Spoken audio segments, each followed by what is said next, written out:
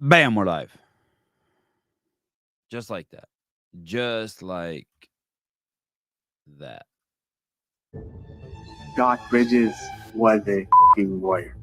Josh is a legend in the sport. If we had a Hall of Fame, he'd be in the Hall of Fame.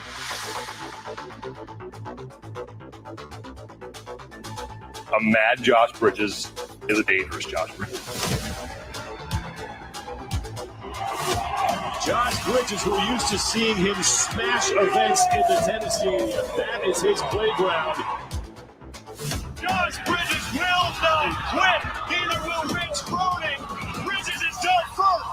Josh Bridges under the light spins it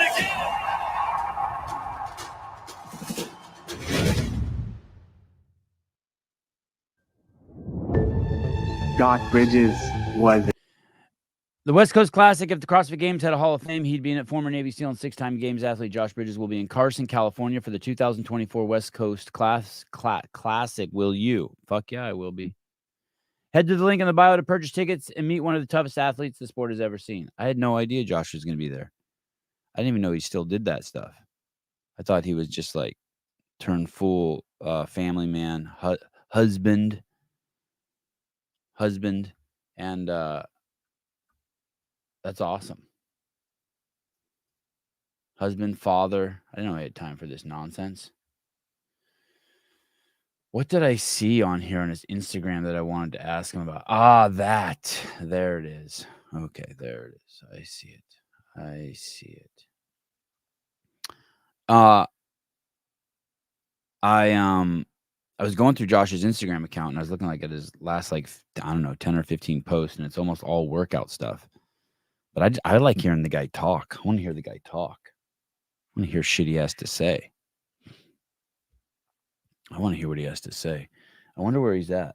Did I send him a link? Did I send it to the right Josh? Maybe he we'll see you tomorrow morning, 8:30 a.m. Pacific Standard Time, 9:30 a.m. Mountain Standard Time. Sevon will send a link in the morning. Sounds good. All right, fuck. I wonder if he's coming. Who knows? Oh, look, there he is. Just like that. Hey. What's up? What's up, dude? What's going on? Did you just take your kids to school? No, I didn't. They're with her mom. They're with her mom today. Oh, I thought for sure that was the excuse. I thought, okay, wait, he's gonna no. I was trying to get it all set up, all my shit set up, and I kept going to Safari instead of Chrome, and it wouldn't pull up. I picture where you're at, Josh, is just like the spot. Like that spot is just like. Now this is the home office, and so that's what I mean. I just picture it always to be just set up, like you just park your ass there. Well, I mean, it's here, but it's not because the wife uses it too for stuff. So unacceptable, right? I know. Hey, she does real estate out of there. She's doing mortgage stuff now. Oh, yum. Yeah, hey, what's going? Tell me some stuff about that. Tell me about mortgage stuff now. This is all I know. And tell me, I don't know shit. And tell me how wrong I am because I'm so confused. Interest rates are up, so no one can borrow money, so housing sales are down. Well, it's just when the interest rate's up, right? People can't buy as much house as they used to, and so now everyone's like all pissed off, right? So it's not like if you could afford back in the day when the interest rates were 3% because your payment with a $500,000 loan would have been, I don't know, I'm ballparking it here, what, maybe 3,000, 2,500? Yeah, that makes sense. Yeah. Now, if you buy a $500,000 house with a 7% interest rate, your loan payment is probably, I don't know the math, so I'm not going to say, but it's going to be a lot higher than it would have been. Right. So someone will say in the comments. So now you can afford only less house basically. Shittier house, shittier neighborhood. Whatever. Shouldn't the housing prices drop though with it? I don't mean like I want them to, like God forbid, but you'd think that then people have to sell their houses for less. Yeah, I mean, you'd think so. But then here's the thing. You're saying your wife switched to mortgages, and I am hearing a lot of people refinancing their houses. So something must be happening. Really? I haven't Yeah. heard that. You haven't? Oh, okay. Maybe I just made that up. You could be right. I mean, I don't look into it or anything, so I have nothing to do with it. Do you want you really you don't have like a million questions for her? Like, hey girl, should I be buying a house in Ohio, a duplex in Ohio? No, I No. don't. Oh. Does she I tell got you yeah. you guys should be investing in real estate? No. Oh. Right. No. One of my buddies has started doing that. And basically he borrow money on the house that he owns already Mhm. in California, you know, like $1.5 million home, and then borrow like $200,000 on a home and buy a home for like $100,000 in Ohio. And then he has sitting on $100,000 cash. He refurbishes that home, Okay. puts 50,000 into it. So now he's 150 in. Then he has the house what's that called? Reevaluated. What's it called when you have the price of your house estimated? Oh, like appraised? Oh yeah, sorry. Thank you. Yeah. He has the house reappraised. So he bought it for 100. He has it reappraised at 200. Then he borrows the money back on that house to pay off the old loan that he took on the house that he lives in. And then now he owns that house. And he said as long as the money you collect on that house is estimated to be the same or lower than your mortgage, any fucking idiot will give you a loan these days.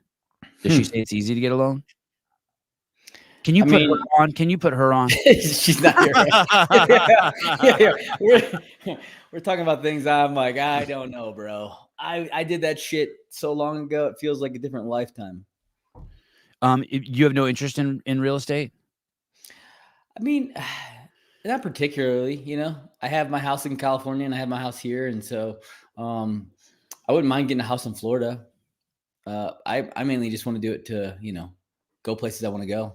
Right. Not to rent out, not for money. I rent a house in California out. Oh yeah. And it's nice, isn't it? Yeah, it's a nice house. I have it, you know, had it all redone. I don't mean your fucking house. I mean getting the money.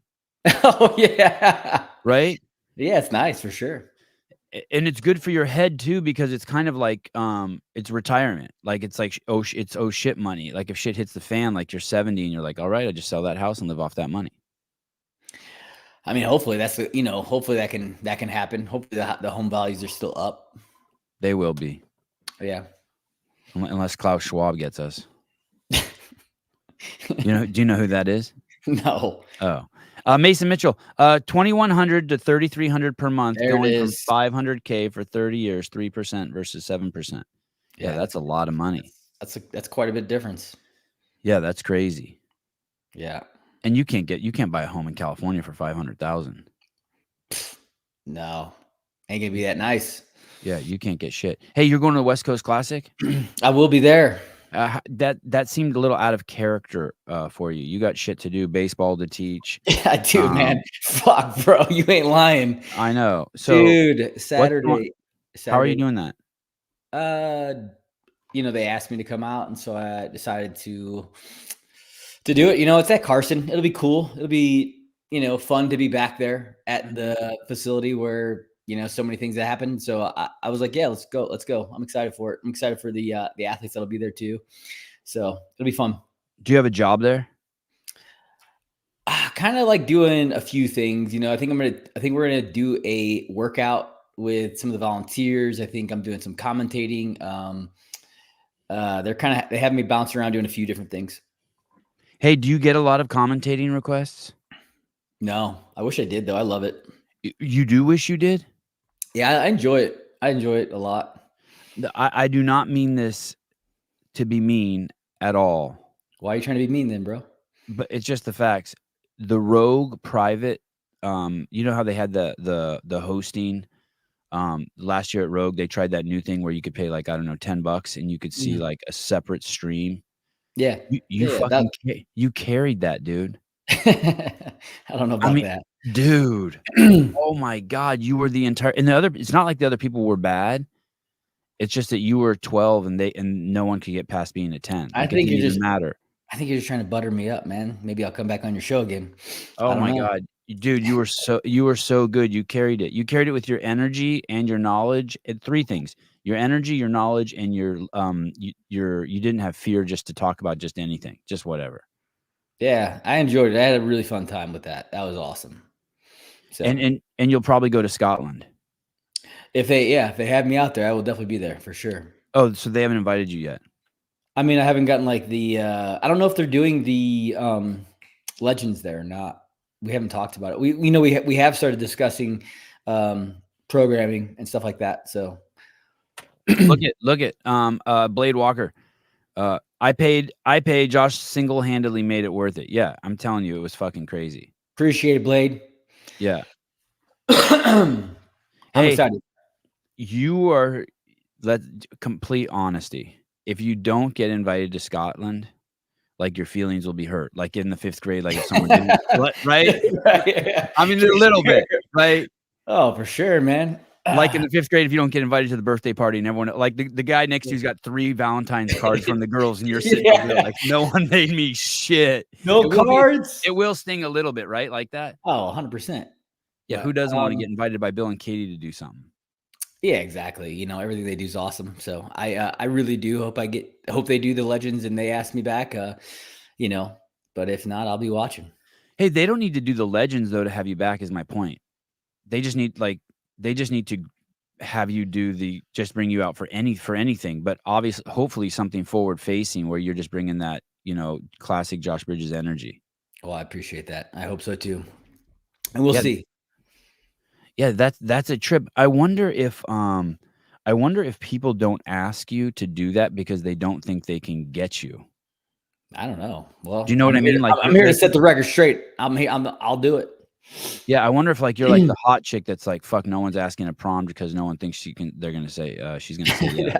I doubt that. Dude, it is like that. That's how good you are. I mean, it is really, it's good, it's professional, it's fast, it's easy, it's intriguing. You know your shit. When you don't know your shit, like you're ready to ask questions. I mean, it was dope. I thought it was incredible. Well, I appreciate that, man. What have you been up to, brother? I haven't talked to you forever. We're not friends anymore. We don't text except for like random nights. And you're like, Lomachenko's coming on. I'm like, of course, Lomachenko. I know, bro. I know. I'm watching.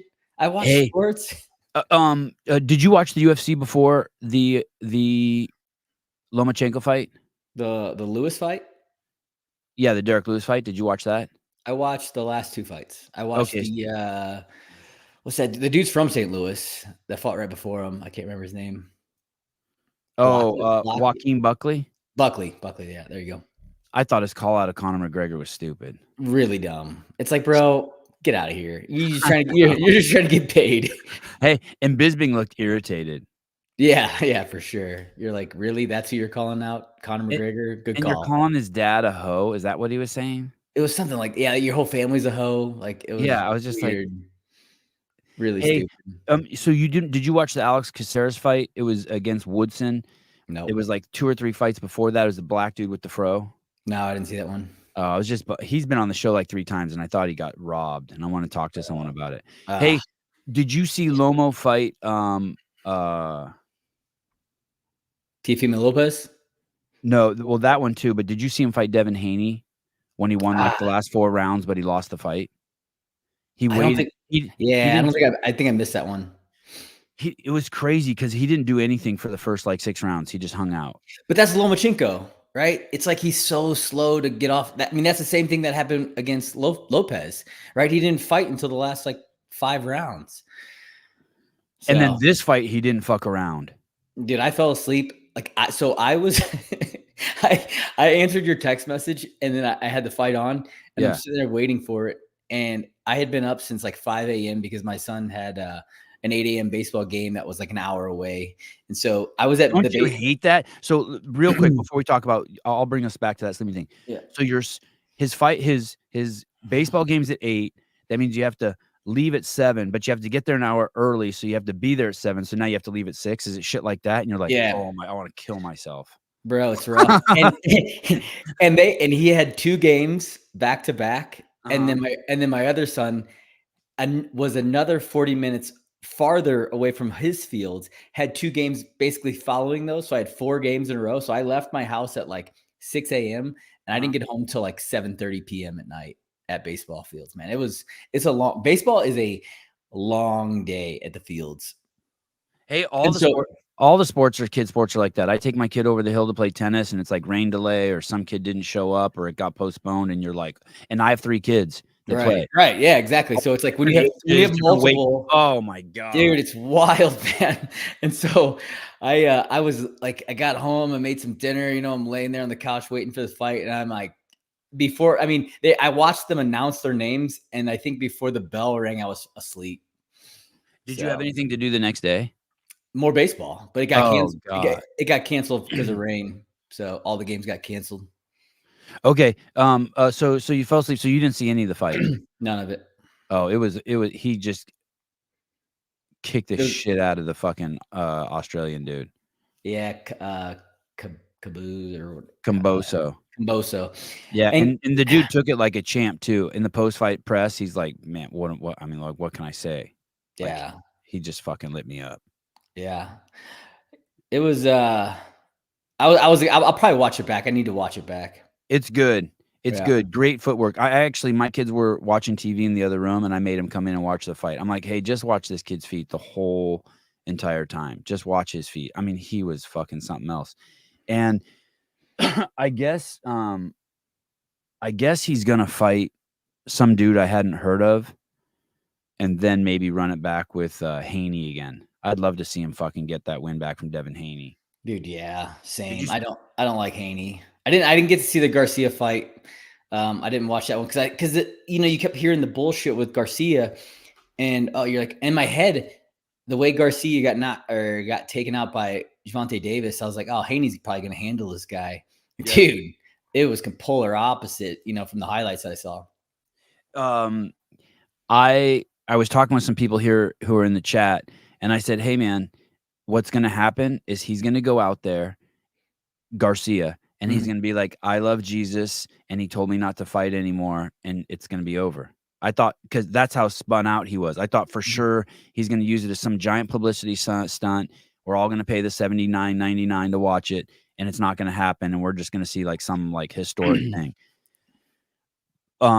But then did you see his post-fight interview with Patrick Bet-David? He went to Mar-a-Lago, Ryan Garcia did, after the fight, and did a sit-down interview, and he said, hey man, the whole thing was a giant media stunt to act crazy, except that I do have a little bit of a drinking problem. I do drink every night, but like that's it. Other than that, all that twitching I was doing or acting like I was on meth, he's like, all just to fuck with you guys. Dude, yeah, that was crazy, man. Do you believe that?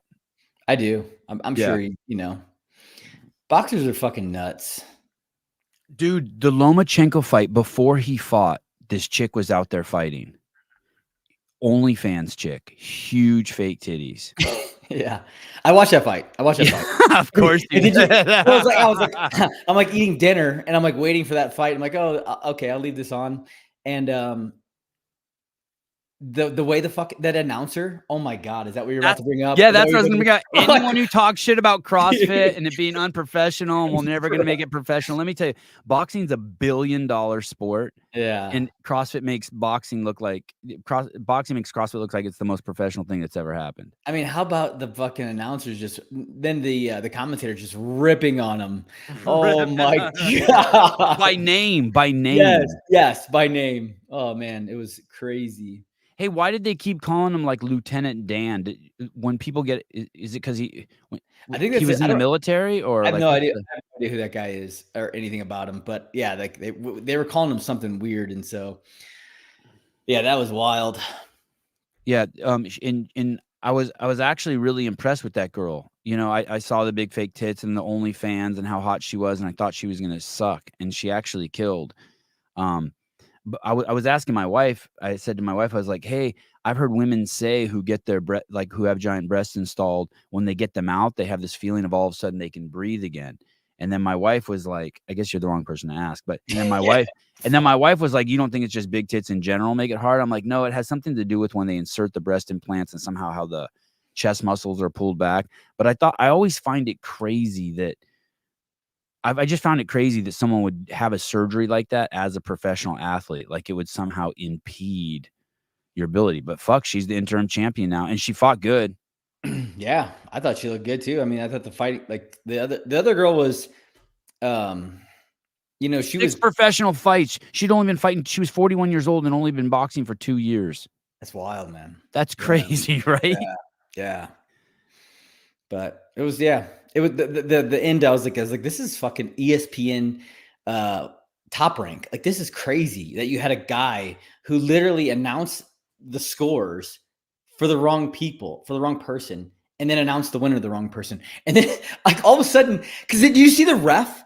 The ref went to raise the other chick's hand, and he goes like, "Wait!" And then he announced the other girl, and so then he had to. He kind of paused and brought up the wrong girl's hand, and you're like, "What the fuck?" And then it looked weird.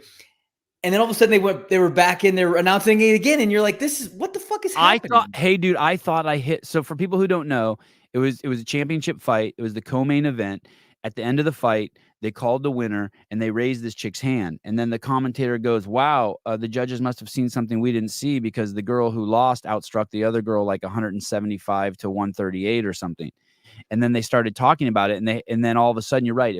Then all of a sudden it cuts. No one says anything, and you see the referee holding their hands again. And I'm like, oh, I must have I thought I sat on the remote and rewound it. I was like, where the fuck's the remote? What did I do? Yeah, it was so weird, man. It was really strange. Like, nobody said anything until afterwards, and then the commentators just start ripping on the announcer.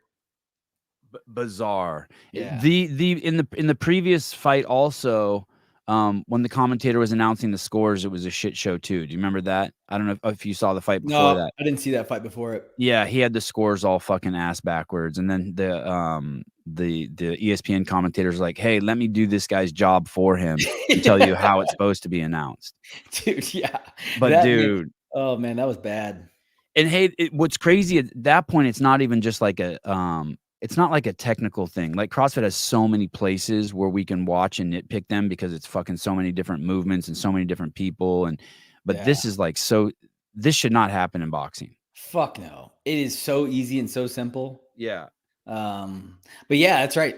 Someone's in the comment. Bruce Buffer did announce the wrong name. I heard a few weeks back in a UFC fight. Yeah. It was like, how did I miss that? It was on one of the fight nights. I remember, hearing it, or no, it might have been on one of the big fight cards because they were talking about it, and I didn't see it, but I heard someone talking about it. Yeah, I missed that. I don't know how I missed that. I watch all that shit. Hey, you ever think about pulling that one gray out? I do pull them out sometimes, but they come back so fast. I had my first gray pube the other day, and it grew in different. It wasn't curly. It was just like long. It was like I had like a 4-inch gray pube. I was like, what the fuck is this dude doing? My first gray pube. I was like, wow. Damn. And you've been gray for a while. I know. Crazy. Some people think I dye my hair or my mustache because this shit's all just the way it is. Yeah. I'm going to West Coast Classic. I'm going to see you there. Oh, you're going to be there? Yeah. Oh, man. I'm going to whoop your ass there. I'm so excited to go. Don't whoop my ass. I'm going to have a bunch of camera equipment. I can't be fighting. I can't be wrestling. It's going to be a good time, man. Yeah. Hey, do you follow any of the SEAL shit that's going on? I never hear you get involved in that shit, but do you ever follow it from the outside or your buddies call? Like, did you get a call being like, oh shit, this guy Deming's calling out Chris Kyle and Jocko? Do you hear any of that chatter? I really don't. No, not very often. So, but you do get like, are you on threads where like if a SEAL got killed or like when those 2 SEALs fell off the boat, you know, where you, yeah, I mean, tell you like, oh shit, Josh, did you see so-and-so died? He was in our class of blah, blah, blah, or blah, stuff like that. Or so-and-so got pregnant or. Yeah, I'll definitely like, you know, I'll see that kind of stuff, you know, if it makes like big headline news for sure. So you didn't follow any of the stuff with like this guy's come out basically and he's just like saying the Chris Kyle thing's bullshit. I mean, I'm sure that story's been around forever, but yeah. But then Deming came out and was talking all this crazy shit about Jocko. Did you follow any of that? No, I didn't see any of that. Oh, you're lucky. Look at you, just fully immersed in kid life. Dude, I am, man. I have a hard time not like following shit like that. It's like dude, I train, I eat, and I drive my fucking kids around, and like that is it. Do you have a job? I mean, besides being a dad. I mean, I do my, you know, like I have my businesses, you know, like my programming and my coffee. Yeah, tell me about the programming business. Yeah, man. It's you know we have obviously the military programming that anybody who's trying to go into the military, buds, whatever, any sort of spec ops, or just going into a job where, you know, you're have a physical demand of being fit. And so that programming, and then now I just released a newer program where it's more like how I train now, where it's like some bodybuilding and some CrossFit and you know, more of like a sustainable way of training. Operation LFG. Let's fucking go. Oh, Look and feel good. hey, is there anything that you're not how old are you? 40. Is there anything that you're, God damn, you look good. Thank you, man. Is there anything that you're not doing now, that the 30-year-old version of you would have been like, those guys are pussies, I'll be doing this forever. And now you're 40, you're like, okay. All right, buddy. You know, I'm still okay. There's always times where, you know, you think you're gonna be able to do shit forever, and then all of a sudden it's like not quite as much. You know, I'm still trying to fucking keep up with my kids because, dude, they're becoming so fucking athletic. It's insane. Like, I can't even. How old's your oldest kid? 13. And it's like, dude, we'll go out and play basketball, and I'm like, I can't even fucking keep up anymore. It's wild, man. Like you just get winded, or like you're starting I don't foul them more because you can't stop them. I don't get winded. It's more like I just can't move the way he moves, and he's so fast and agile and fucking jumps high. Like I'm like, the fuck? And I just can't, my knees don't, like, I tried for a little bit to be able to, you know, I was getting into some jump training, and I can still, like, I don't know how tall my basement ceilings are, but they're pretty tall for a basement ceiling. And I could jump flat footed and still touch it. And my oldest couldn't yet. And I just keep ripping on him, you know, and I'm like, you can't fucking do that. You know, like, you see, your fucking 40-year-old dad still can. And I still do have, like, I'm like 2 inches probably taller than him still, but I'm like, bro, your dad still got it and you don't got it. You can't do that shit. And, but yeah, man, it's just, you know, so you're trying to keep up with your kids, and like, that kind of, like, jumping and shit just, like, really started to make my knees ache. And so I'm chilling out a little bit on that kind of stuff. It's just the stuff that, like, makes you hurt now, you know? When I was in my 30s, I found CrossFit at 34, and by 36, I had found out, like, my thing was going to be pooling, right? Like, it was going to be something like that was going to be my party trick, right? So if I went somewhere and someone's like, hey, let's do a fucking muscle up competition, I could be like, okay, I can do 5 strict from in the L sit, and that'll be my trick, right? Because I can't beat anyone at anything else. And then I took a long time off from fucking around with muscle ups. My shoulder was starting to bother me a little bit, and so recently I'm like, okay, I need to get some, be able to string a couple muscle ups together for the gram. You know what I mean? Like, so I've started doing negatives again, just negatives. Nice. You know what I mean? Mm-hmm.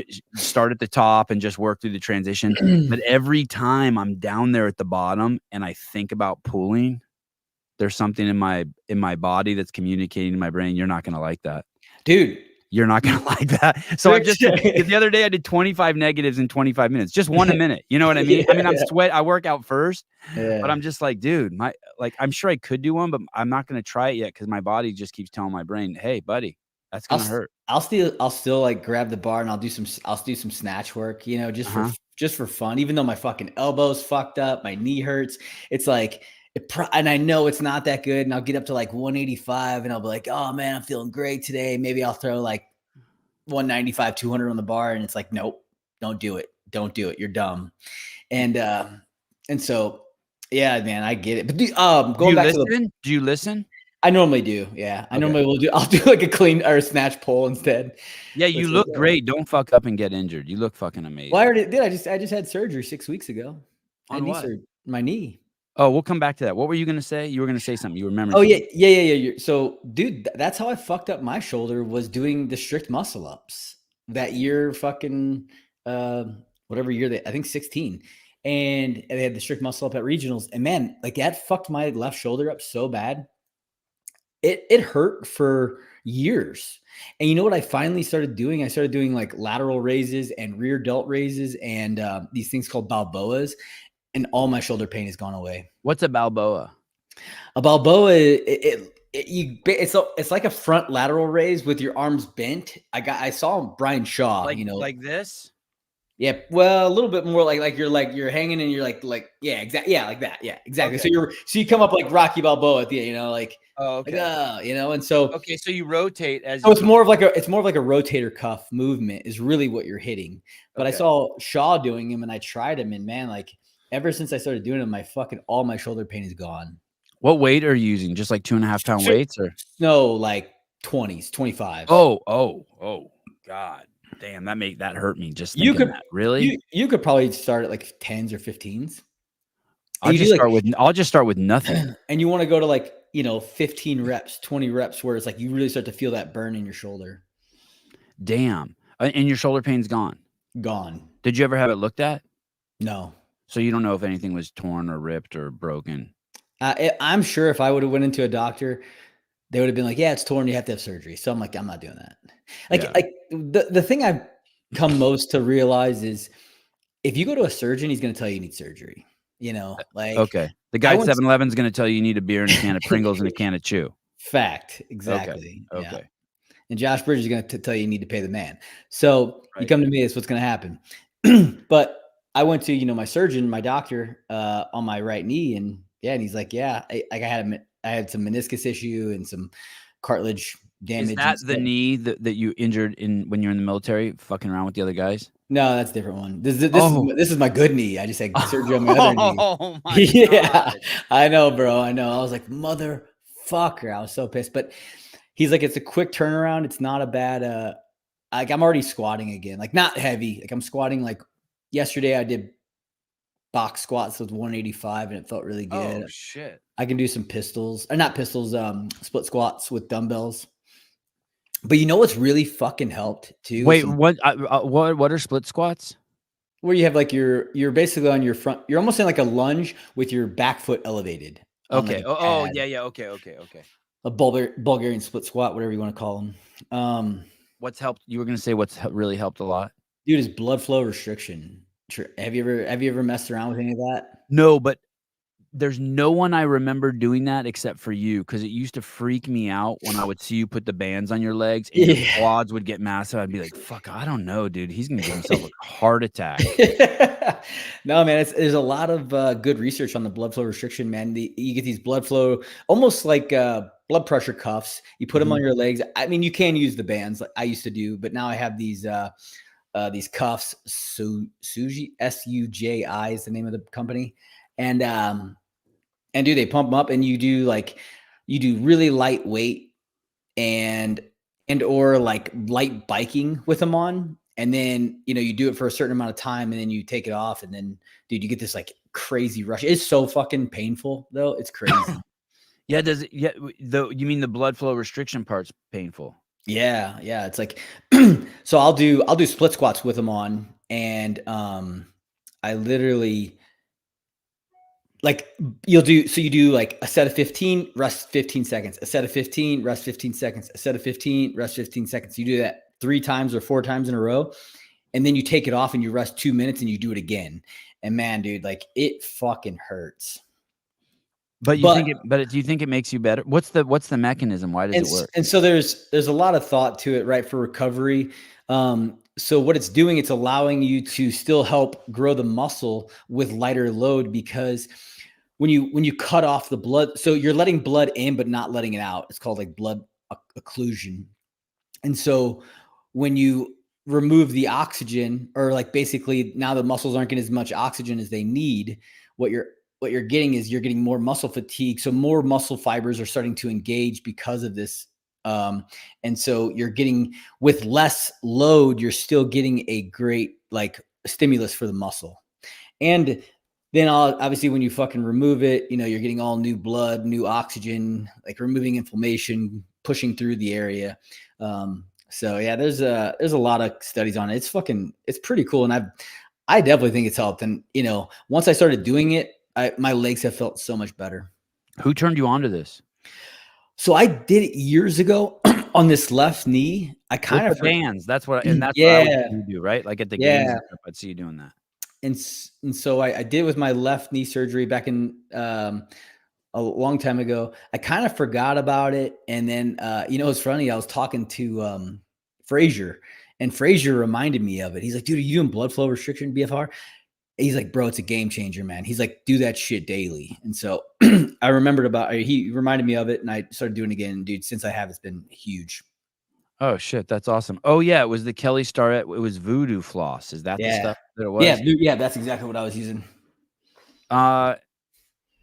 Andrew, they do BFR training with medical patients who are bedridden to prevent muscle wasting. Oh, I mean, bodybuilders do it for hypertrophy training still, and they don't have to use as big, heavy weights, right? So it's easier on the tendons and joints. Your knee, your good knee, the one you just had surgery on, do you know what the incident was that caused the damage? Or you just woke up one morning and you're like, this doesn't feel good? So what was happening is all of a sudden when I was squatting heavy, because like that was basically heavy squatting and deadlifting are like the last two things I'm still kind of going heavy on. And all of a sudden my knee was just like swelling up and getting stiff at night. And I was having this cyst in the back of the knee. Which I thought was a Baker cyst. And so it was and it was only happening when I went heavy. And I was like, man, this is fucking weird though. Like, it was like hurting going upstairs and shit. And my knee was fine. And so it was, I was like, and it didn't go away. And it happened for like 2 months straight. And I'm like, okay, I thought if it was like a little tweak or something, then it would have went away. But it kept happening. So I went to my doctor and he's like, it's like, yeah, you have a tear in the meniscus and you definitely have some cartilage damage. So he's like, we could do a clean out. And what was wrong with the cartilage? Sorry, tearing the meniscus. And what about the cartilage? Just cartilage damage. Oh, right. Oh, okay. So yeah, it was just quick fucking, they go in, scope, clip, clean shit up. He let my YouTube videographer come into the surgery, and it's on YouTube. You can go watch the surgery. You can actually see the inside of my knee. Wow. Yeah. But it didn't because I guess when you do stuff like that, YouTube blocks it for people who are like under the age of 18. And so it did the video, like no one really saw it. So, but it's up there. Hey, Chad F, functions the same as cock ring for those of you who don't understand. I don't think so. Your crowd's awesome, Savon. I love it. For some reason, I think kind of. I wonder if using using a cock ring also makes your cock stronger or make it grow fat. I don't know. We'll bring an expert on for that. I never used a cock ring. I'm not really into stuff. Do you ever use a cock ring? No. I don't even really understand cock ring. Sounds horrible, doesn't it? Like shackling down the penis.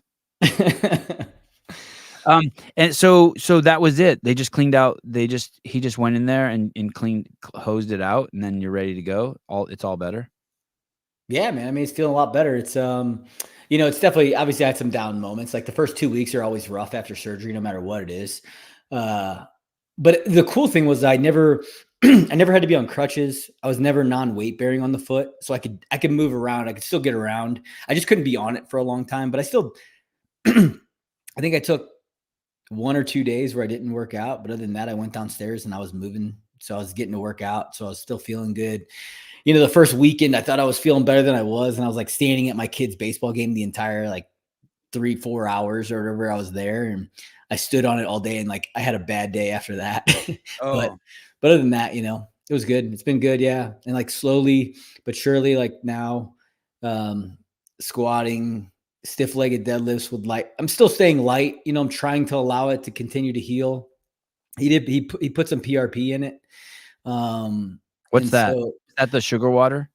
Platelet-rich plasma, right? So they pull your blood, spin it, put it back in. It's supposed to have some healing properties. And so, I'm at 6 weeks technically tomorrow. So that is a fast recovery. Yeah. I mean, it's like, he basically said it. He's like, pain will be your guidance of what you can and can't do. He's like, cause they didn't repair anything, right? They didn't fix anything. They didn't replace anything. So it wasn't like I had to let anything really, it was just like, okay, now you had to get the swelling out, get the range of motion back. How many surgeries have you had total on everything? On everything? Fuck. So I've had 2 on my right knee, 2 surgeries on my left knee, an elbow surgery, and then 2 nose surgeries. Nose surgeries? Nose? Yeah. This thing? Yeah, I broke my nose. I broke my nose. It was like this. It was like this in a fight. Yeah. And I got a bend in my nose. I hit the bottom of a pool. I wish it was a fight. same. And so yeah, I had to have so they fixed it the first time, right? Were you having And- trouble breathing through one nostril? One of my nostrils is all fucked up. Oh yeah. And so that's why I went in and tried to fix it for the breathing aspect of it. So, And was that during your CrossFit career? no, that was like right after college during college. And did it work? Did the surgery work? I think so. Yeah. I breathe just fine now. Do you know what a navage is? No. It's this plastic tub, and it has these two things that it's got a top compartment and a bottom compartment. There's two, and then in the middle is this pump. Mm-hmm. And it's got these two things that you put in your nose, and you push the bottom button on the side, and it takes water from the top, puts it in one nostril, then sucks it out the other nostril, and then drains it into this tub so you can see all the shit it's cleaning out. And it does this. It's basically like a neti pop, but it's motorized. Gotcha. Okay. And the whole time you're using it, it feels like the water is going to go down your throat, but the suction like grabs it and pulls through. You ever use one of those? I've used the neti pot, but I've not used the thing you're talking about. The Navage. I'll send you a link later. You should try it. It's fucking crazy. But what I was going to ask is, I can do it, and two of my sons can do it, but one of my sons can't do it for some reason, and his nose is always clogged up. And I was wondering if like there's some way that maybe his shit's fucked up. What when someone says they have a deviated septum, what does that mean? Do you know what that means? I don't know what that means. There's something in their nose broken, basically. That's all I know. Yeah. Like Sorry. You should try to tell your son that has the issue with with it. Mm-hmm. Like, he should try to make him be a nose breather instead of, is he a mouth breather? Because he can't breathe through his nose. Yeah. And so if you focus on nasal breathing, actually a lot of times that shit clears up. It's kind of weird, man. Cause I used to I really had bad sinus shit too. And then I read this book one time called The Oxygen Advantage by Patrick McCune. And it talks about how like nasal breathing changes the shape of your face. Like if you're a mouth breather, you're normally like, you kind of have like this big, like fat, low, face, and your nasal breathers have like more of like a chiseled jawline and shit. It's kind of wild to think about, but it actually, even just breathing through your nose, it has so many advantages. And when you like focus on breathing through your nose, it'll actually like start to clear out your sinuses better. It makes sense. It's kind of fucking wild. When I work out, I do it just so I can sandbag. The first 90% of every workout I do, I modulate by nose breathing.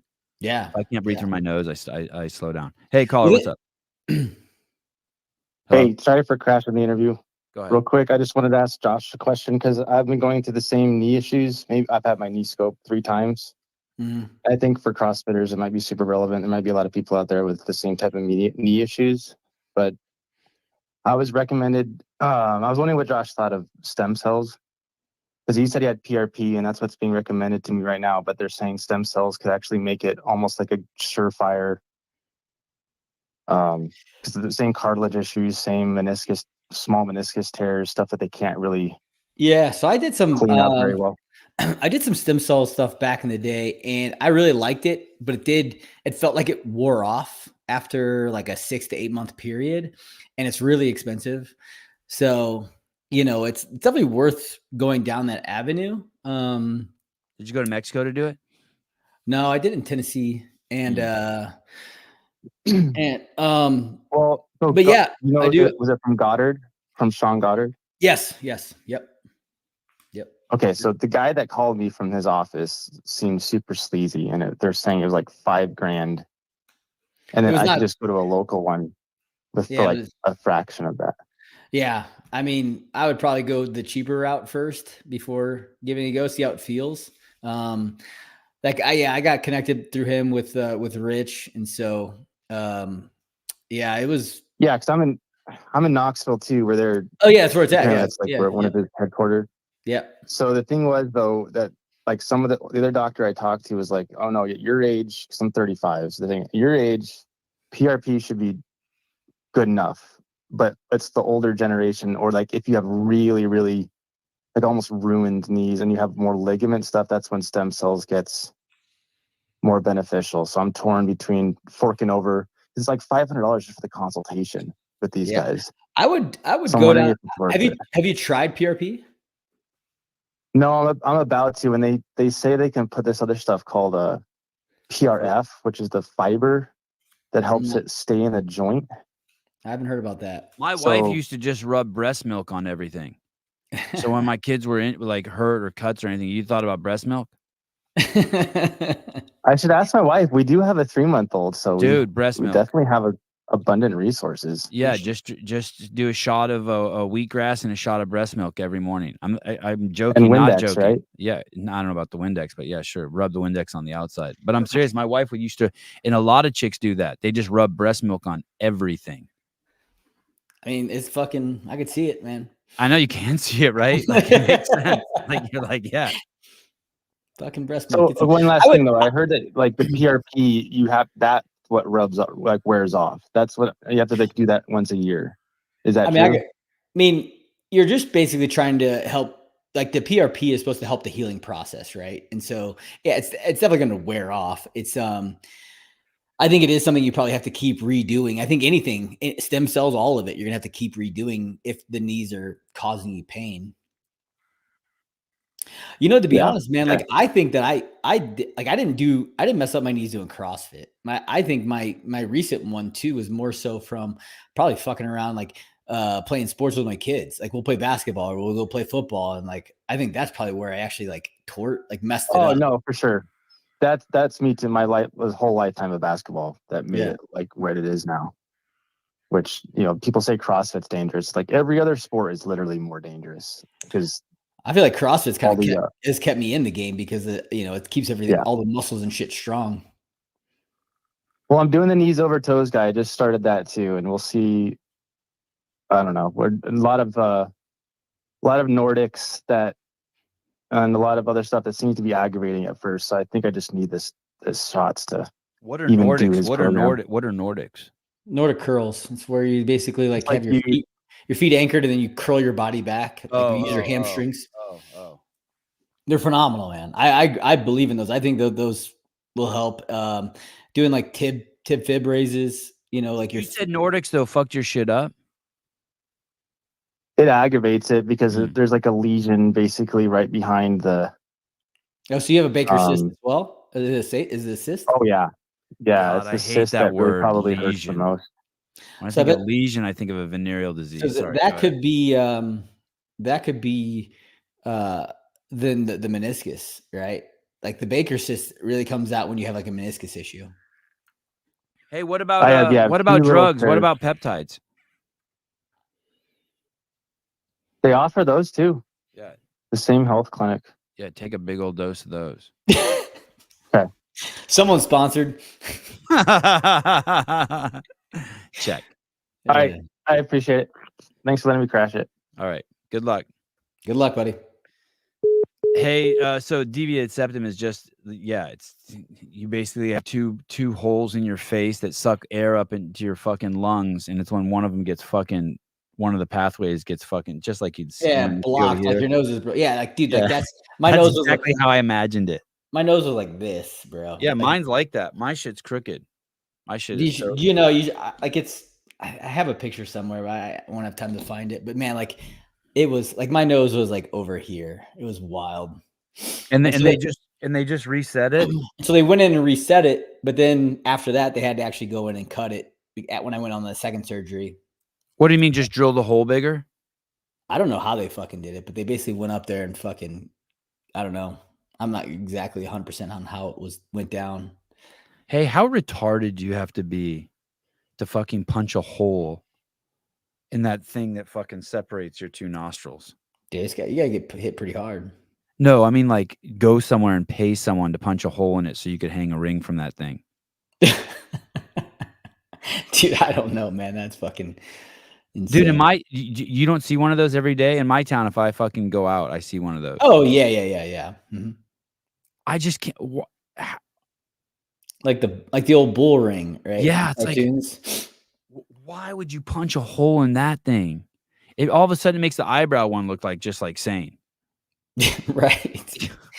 You know, it's Yeah. like, dude, do not fuck with that thing. Like you need like that's like important piping. Yeah, Oh, man. Fuck, I don't know. you ever had a piercing? Yeah, I had my ears pierced. I was real cool in high school. You had both of them pierced? Yeah, How long did you have them in? about a year, and I took them out. I got I got smart. Yeah. I got one in one ear and then 2 weeks later took it out. I was going to school in the UK and I came home, I took it out. Right. It's too much work. I don't even know why I did it. Yeah. Probably just well, I did it because everyone else was doing it. Yeah, you want to be cool, man. Yeah. It didn't work. No. Didn't. When people do your programming for the military, Josh, do you stay in touch with them? Like do you hear some like cool stories? Like a guy was in the Yeah. program and then he goes through Ranger School and then he's like sending you letters the whole time. Holy shit, Josh, thank you, or shit like that. Yeah, I get a lot of messages telling guys that like they gone on and crushed their shit doing it, and how much it helped them, and it's awesome, man. I get messages like almost every day about it. It's cool. It's really cool. Have you ever done a camp that's just for dudes who or dudettes that are going to go? I know you do the camps, but have you ever done a camp that's just like, hey, this is just for people who want to go into special forces, or for people who are just going to like have some sort of really hard test, somewhere to make it into the next level in the military? Have you ever done one of those? I have not, but we have actually talked about doing that. That actually, it might be our next camp, is where for anybody who's trying to go either to BUDS, SF selection, any sort of selection. So yeah, I have Tyson Bagent on the show a lot, and the quarterback for the Chicago Bears. Yeah. And he does like in the off, those guys are always, well, at least he's always doing some sort of thing, right? Like, so he'll go to Florida for 2 weeks, and just work with the guy and he'll get there and there'll be fucking like 8 other starting quarterbacks in the NFL there, right? And they'll all be like, have coaches there who are like working on them. Or he goes over and works with the guy who just focuses just on balance for 2 weeks. This is like all off-season shit. Mm-hmm. And just constantly, and you would think that there would be like that there would be a business for that. Dude, for sure, like a service for that. How many people try to go into special forces every year? Or is it too late? Are they already in the military and so they're getting all their training there? Like, no, like some guys started like I did, where I was out, I started before and I knew I wanted to, so I trained before I went in. And so it's mostly that. And then you get some people who are like wanting to change jobs inside of it. And what would it look like? What would the format be? Like a month program and you just work with them on weekends, or like how would you do that? What do you do? I think it would have to be more than a month. I think it would you'd at least want it to be 6 months. And you'd probably want it to be like a weekly thing, where if not once a week, more than once a week, going in and doing some sort of some training on a lot of different things. Would you move to San Diego for that? So would you move to San Diego for 6 months to do that? Probably not. No. Just fly in and out. Yeah, I'd have to. Yeah, exactly. God, San Diego would be the perfect spot to do it, right? You have the ocean there, and that's where BUDS, or at least for SEAL training, BUDS takes place is in San Diego. So and Pendleton's up there too. The Marines must have to do some like whatever they do, Marine recon or whatever. Yeah, exactly. Do, right. So yeah, there'd be a lot of great opportunity there, going hiking in the mountains and shit. And so, yeah. Hey, do you have any military contracts? No. Go ahead. I was gonna say, my buddy was reaching out to me about something about that yesterday, though. So it's kind of funny that you brought it up. I mean, so hopefully, you would think that there would be. I mean, you're just such a fucking valuable resource. You know what I mean? Dork in high school with pierced ears, highest level in the military, get out, professional athlete, and then maintain your health. I mean, it's just a win-win for the military everywhere, right? To help, like, I mean, you're taxing veteran medical resources way less than fucking 99% of the people. The hard thing is getting past some of the people with the old mindset of ideology of like, you are the old mindset, motherfucker. Goddamn right I am. Don't you fucking forget it either. You are the old dude, Mr. 40. Well, no, I'm talking about for SEAL training or buds or whatever, right? Like some guys really believe wholeheartedly that you shouldn't be lifting weights or fucking, it should be all about running, push-ups, sit-ups, and fucking pull-ups and dips, which is fucking crazy, man. It's a fucking crazy mindset to have because you carry boats, you carry logs, you have to carry your fucking buddies. And guess what? The number one fucking thing you see in buds is fucking dudes' legs breaking down. And why do their legs break down? Because they're not fucking strong. They have weak ass fucking legs. And when you have weak ass legs, you have a weak ass mind. Oh, that's interesting. Can't you though? I mean, look at Pacquiao and look at the great fighters. I mean, they just run, man. But that's different. Boxing is so different, man. Boxing is like, and the way that they fought too, and that because their fucking fights are 30 minutes long, right? And so it's like, I don't know. It's hard. It's not the same. It's not the same. And those guys never squat. Well, boxing, boxers, right? They're fucking afraid to put on size. And endurance athletes. I mean, I remember. Everything's about being fast in boxing, right? They need to be fast. Their hands have to be fast. And when you're lifting weights, you definitely can slow down a little bit, right? You get everything gets a little bit tighter. They want to be fucking fast, especially those little guys like Pacquiao. Do you know the name Dean Karnazes? That name sounds really familiar. He was like he had this great book I read. I can't remember. It was called like Marathon Man or 50-50. I can't remember the name of it, but it was his first book, and he was one of like the first like ultra runners, and like he would run 100 miles all day and night, show up at a marathon, like run to it, then enter the marathon and win it. And like he did a marathon every day for a year, and this is like 20 or 30 years ago. He was like a trailblazer. Oh, that's what. Yes. The first guy that run like a marathon every day for a month, right? Yeah, or for a year, even I think. And then like in every state or some shit, even just some crazy shit. Yeah. And there were stories of him like he'd be out on like a 200-mile run, and he'd order a pizza, and they'd pull up next to him, and he'd eat the pizza while he's running, like nonstop. Just carry the large and eat that shit. Anyway, I don't know if this story is true or it's anecdotal, but he shows up at Kelly Starrett's gym in San Francisco, and he wants to try CrossFit, and like squatting was just not an option for him.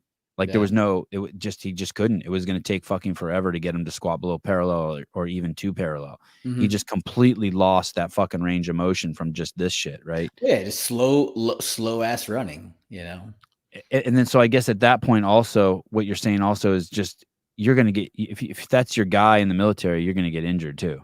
Yeah, exactly. Like if you're just doing long, slow running, like look at a marathon runner versus a sprinter, right? Their body types are fucking completely different. Completely. Right? And they have different muscle fibers. And sprinter looks like a bodybuilder almost. Yes, and so to an extent for sure. But a marathoner just loses so much. Like they don't have any fast twitch muscle fiber. They only have slow twitch. Their range of motion is shit. And maybe not all guys, but it's just it's a man. Like you want to be able to do long, slow distances, but dude, like you also want to be able to run fast and jump and fucking lift weights and carry and squatting and every fucking thing, right? Like Olympic weight. Like I feel like people who say, oh, you got to stop doing Olympic weightlifting altogether as you get older is just stupid. That's why you hear people getting injured. You're like, oh, this guy's sprinted the other day and he tore his Achilles. It's like, yeah, because he hasn't fucking done it in fucking 10 years and then he tried to do it one time. That's why if you keep doing it, you'll be fine. What do you think about this? So basically any weight, I don't enjoy lifting any weight really overhead with a bar. But what do you think about switching implements? But like dumbbells, like I don't hesitate in a second. Like load it up. I actually like with switching implements as you get older. You know what I mean? I love dumbbells more so than a barbell because then there's balance there, right? Because if you have something wrong with, say, your left side, right? Your right side is going to fucking help it. Where with the dumbbell, it can't. And so I like dumbbell work. I like unilateral work. And you can work shit differently too, right? So obviously how they teach the snatch in the L1 is not how you fucking meatheads were doing the snatch in Del Mar. No. You fuckers were taking the 100-pound dumbbell and basically curling it up. You know what I mean? I sure as fuck wasn't curling it, but sure. But you know what I mean? You guys were coming up the front instead Yeah. of just using the snatch position. Yeah, I like the dumbbell. Like you don't snatch, you snatch. Well, go ahead. I like the dumbbell long ways instead of like you would grab a bar, your hand would be like this. I like when I'm snatching like this with a dumbbell. So Yeah, I prefer that position. I want to show this video of you. I think these might be hang snatches. I can't remember. Let me see this. Yeah. Oh no. So that's from the That's ground. snatch. Yeah, that's the ground snatch. Yeah. There you go. So that's what I meant by the curl. Like that's not how they would teach it in the L1. They would teach it, you know what I mean, like this high pull. And as I get older, like I don't like that with like once the dumbbell starts getting heavy. But to be honest, I am actually using more of a snatch. It might not look like it, but I'm driving that dumbbell up, and then once it's high enough, I'm keeping the weight close, driving my elbow high, and then it's like turning it over once it's up higher. It might not look like it. It might look like I'm curling it, but I am actually using more of a snatch technique. It's just that the position of my hand is different. Let me ask you this. You can tell me I'm a fucking idiot here for this question, but what are you engaging in your upper body first? Like above the hip? Are you something in your back? In my head, I'm thinking drive my elbow high until the weight turn, until I can feel the weightless, and then I'm turning it over and then driving it up. Okay. And if you're doing it correctly, you won't really feel the weight much until it's overhead. So right. Even though it looks slow, it doesn't feel that way. Like it doesn't. I don't feel the weight that much on that until because I'm driving. Like I'm pulling it from the floor, driving through my legs and hips, and the weight's coming up real easy, and then I'm just turning the elbow over. That's a 70-pound dumbbell. Yeah, 70 now is like, pretty light. It is? Nowadays. Oh, but I mean, is it light for you? Yeah, 70 is still pretty light for me. Like if I'm going higher up, like that's about as low as I'll go. I don't go any lower than 70 because other than that, like if I go to like the 50, like that feels like I'm not doing much. But a 70, I still feel like, okay, I'm still getting some good work. It'll get the heart rate up. I'll feel my quads and hamstrings and glutes really engaging. You ever fuck around with the 100 anymore? You ever just like throw one in? Yeah. Mm-hmm. Not since the surgery, no, but I'll be back up there. Hey, now show me this transfer. Why up there? It makes it easier when I'm going touch and go. Is that the way everyone does it? If I looked at 20 games athletes, is that how they would all do it? Is up there? Yeah, that's the easiest spot to transfer it. For sure. No shit. Yeah, like it's like, and you just find it, right? Like it's like your other hand just finds the dumbbell, because if you're doing it at the bottom, it's just slow. When you're doing that, do you feel like you're doing it at the top, or does it only look like that when I'm watching? Does it feel like you're doing it like in your head? Does it feel like it's happening at your chest? No, it's happening like up here. It is. God damn, that's here, crazy. Yeah, I don't feel that at all. I'm gonna try some of those today. Not with the 70, but I don't think I transfer up there. Yeah, it's much easier up there. And once you do it with like a lighter load, whatever you want to call light, and you'll just like feel it, man. It's like it's super easy. It makes it feel really nice on the way. Like you don't feel like you're doing much. Where if you bring it down with the same arm, and I actually do, I'll change it up. Sometimes I won't go touch and go. Sometimes I'll go singles where I have to put the dumbbell down with the same arm, and like my legs and lower back will definitely get more fired up that way. Oh, because it's getting the eccentric and concentric just back, like butted up against each other. Yeah, for sure. Okay. So. All right. Yeah. How's everything else? How's yes. I meant to ask you this too. So I had Rich on the other day. Uh-huh. And I was like, and this is always a favorite part for the show. And I didn't think he was going to have any good stories, but I was like, hey, how's the kids stuff going? He's like, good. I'm like, you got any stories with parental run-ins? and he's like, oh shit. And I'm like, you do got some? He's like, of course I do. Dude, you're gonna have it, man. It's like, dude, like when you're a fucking dad. Like you go to kids sports, bro. Yeah, it's absurd, man. Like what these fucking parents the things they say, the things they do. It's wild, man. It's fucking wild. So he's in the stands, and there's a guy. If I remember right, there's a guy who's like, and his daughter's up playing. I want to say basketball. Okay. Maybe it was like her first game even. Dude, basketball fucking parents, man. Like I didn't think it would be this way, but dude, I've almost gotten a couple fights at basketball games. And the dad was like yelling at his kids team, or like at the ref for bad calls on his kids team, and then yelling at the kids on Rich's daughter's team. And he said everyone around him was like rolling their eyes, and like he could tell was disgusted with the guy. Mm-hmm. So he goes, "Hey, buddy." The guy looks up and he's like, "Listen, you just talk to your team. Don't talk to our team. Like, you can cheer all you want. You can cheer all you want for that team. Make any criticism you want, but when our team, don't say nothing about them. Don't talk to them. Don't address them. Don't say anything about them." And you know what the guy came back with? Oh, I can't wait to hear. It is the most fucking. It is some cuck shit. It is. He says, "Oh, you think you're Rich Froning, so you can just make all the rules." Like he knew. He's like, he knew he was basically like, "You're my hero." Oh, dude, that's the worst. Is when they know, like if they knew. Like I've never had that. Like I've had people at my kids' sporting events know who I am, but like not any sort of running with anything like that. It's almost like playing the victim. Like, "Hey, because you're rich, you can tell me." So Rich said after it was over, he said the shit went outside. He said like his uncle or something went out there to fucking tussle with the dude. Bro, I've seen parents at baseball tournaments getting throw fists. Like really? Get into a straight fight. Yeah. Yep. Nobody's drunk dads. Man on man or it was because at kids events it can go man on woman too, right? The rules are all out, right? I mean, pretty right? much. It seems like it. You can't be assuming, right? And so yeah, there was this one baseball tournament, and I was actually walking into the tournament as it was happening. They were like, it must have started inside. The dad got kicked out or something because he was drunk and belligerent, and another dad was just like over it. And dude, like, yeah, the guy's fucking shirt was all tore off, and they started throwing down. I was loving it. I was basically just like pushed my kids away and like got everything away from it. You know, you're just like, you just never know who's going to pull out a fucking gun or something crazy. Seriously, you don't know. The shit you see on Instagram these days of people pulling out guns is fucking crazy. Dude, really? It is, man. It's nuts. I saw one the other day where it was just two kids in a mall walked up to some other guy. He looked like he was under 32. And they were showing him something on a cell phone, and he told them, "This is in a mall." And he tells them like 5 times to get away, and the kids won't get away.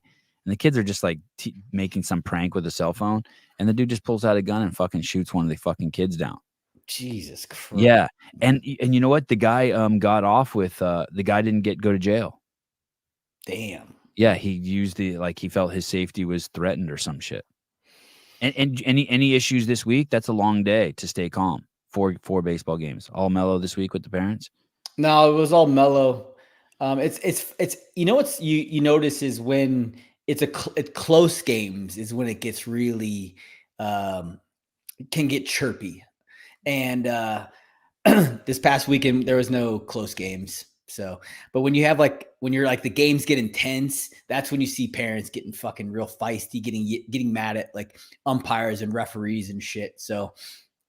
Yeah, it was all calm and cool this weekend. It was all good. And I try to like in baseball, I try to stay as far away from the other parents. It's easier in baseball. Where like in basketball and football, you don't know whose parents are where, right? So sometimes you're not sitting with like your kids' parents, like you're just kind of like intertwined. And I noticed that in basketball and in football can be that way too. So, and then that happened with me is like, you know, like, I was just like, I wasn't really saying anything to anybody. I was kind of like, I think I said something to the referee for a bad call. And the fucking dad behind me like started like mouthing off. And I'm like, bro, I'm not talking to you. And I'm not talking to I'm not talking to your kids. I said like the ref, that was a bad call or something. And the fucking dad just started mouthing off. And I look back at him. I'm like, bro, just because we're in a fucking middle school doesn't mean you're safe. You know, and it was like, you said that? Yeah.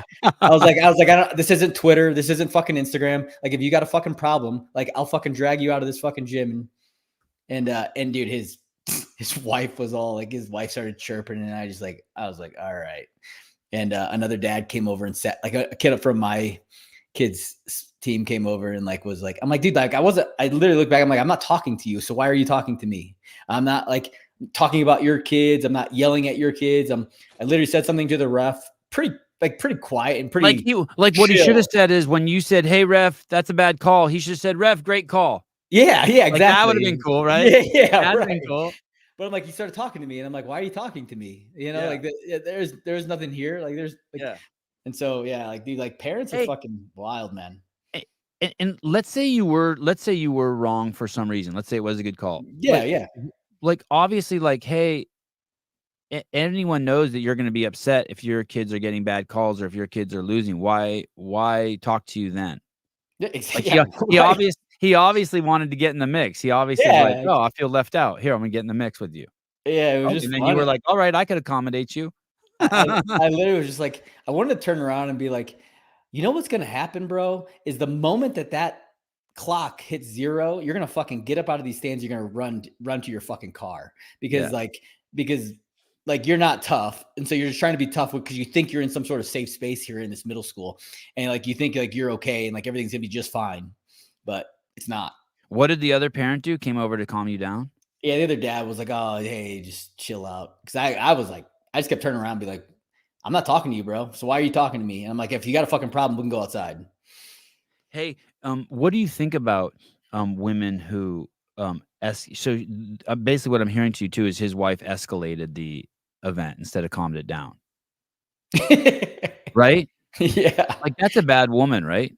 It's pretty stupid, right? Because she started talking to me too, and I'm like, I didn't say a word to her. I'm like, I'm not talking to you. Like, I'm talking to like, your husband. You have a vagina. Shut up. No. So, but you know what I mean? Like, yeah, exactly. Like, she should have been the one probably talking to her husband and being like, hey, you need to be quiet. Like, this isn't the place for it. Yes. And that's when you know you have a good woman. Yeah. Like, if you're in your car and you're driving and you got your wife and your kids in the car and someone cuts you off and like, you fucking asshole. If your wife flips them off out the window too, you have a shitty wife. Your wife should be like, hey, dude, we got kids in the car.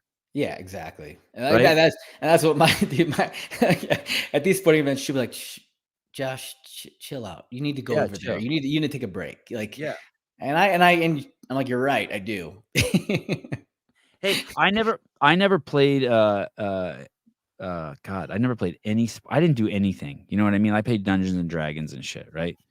I can see that.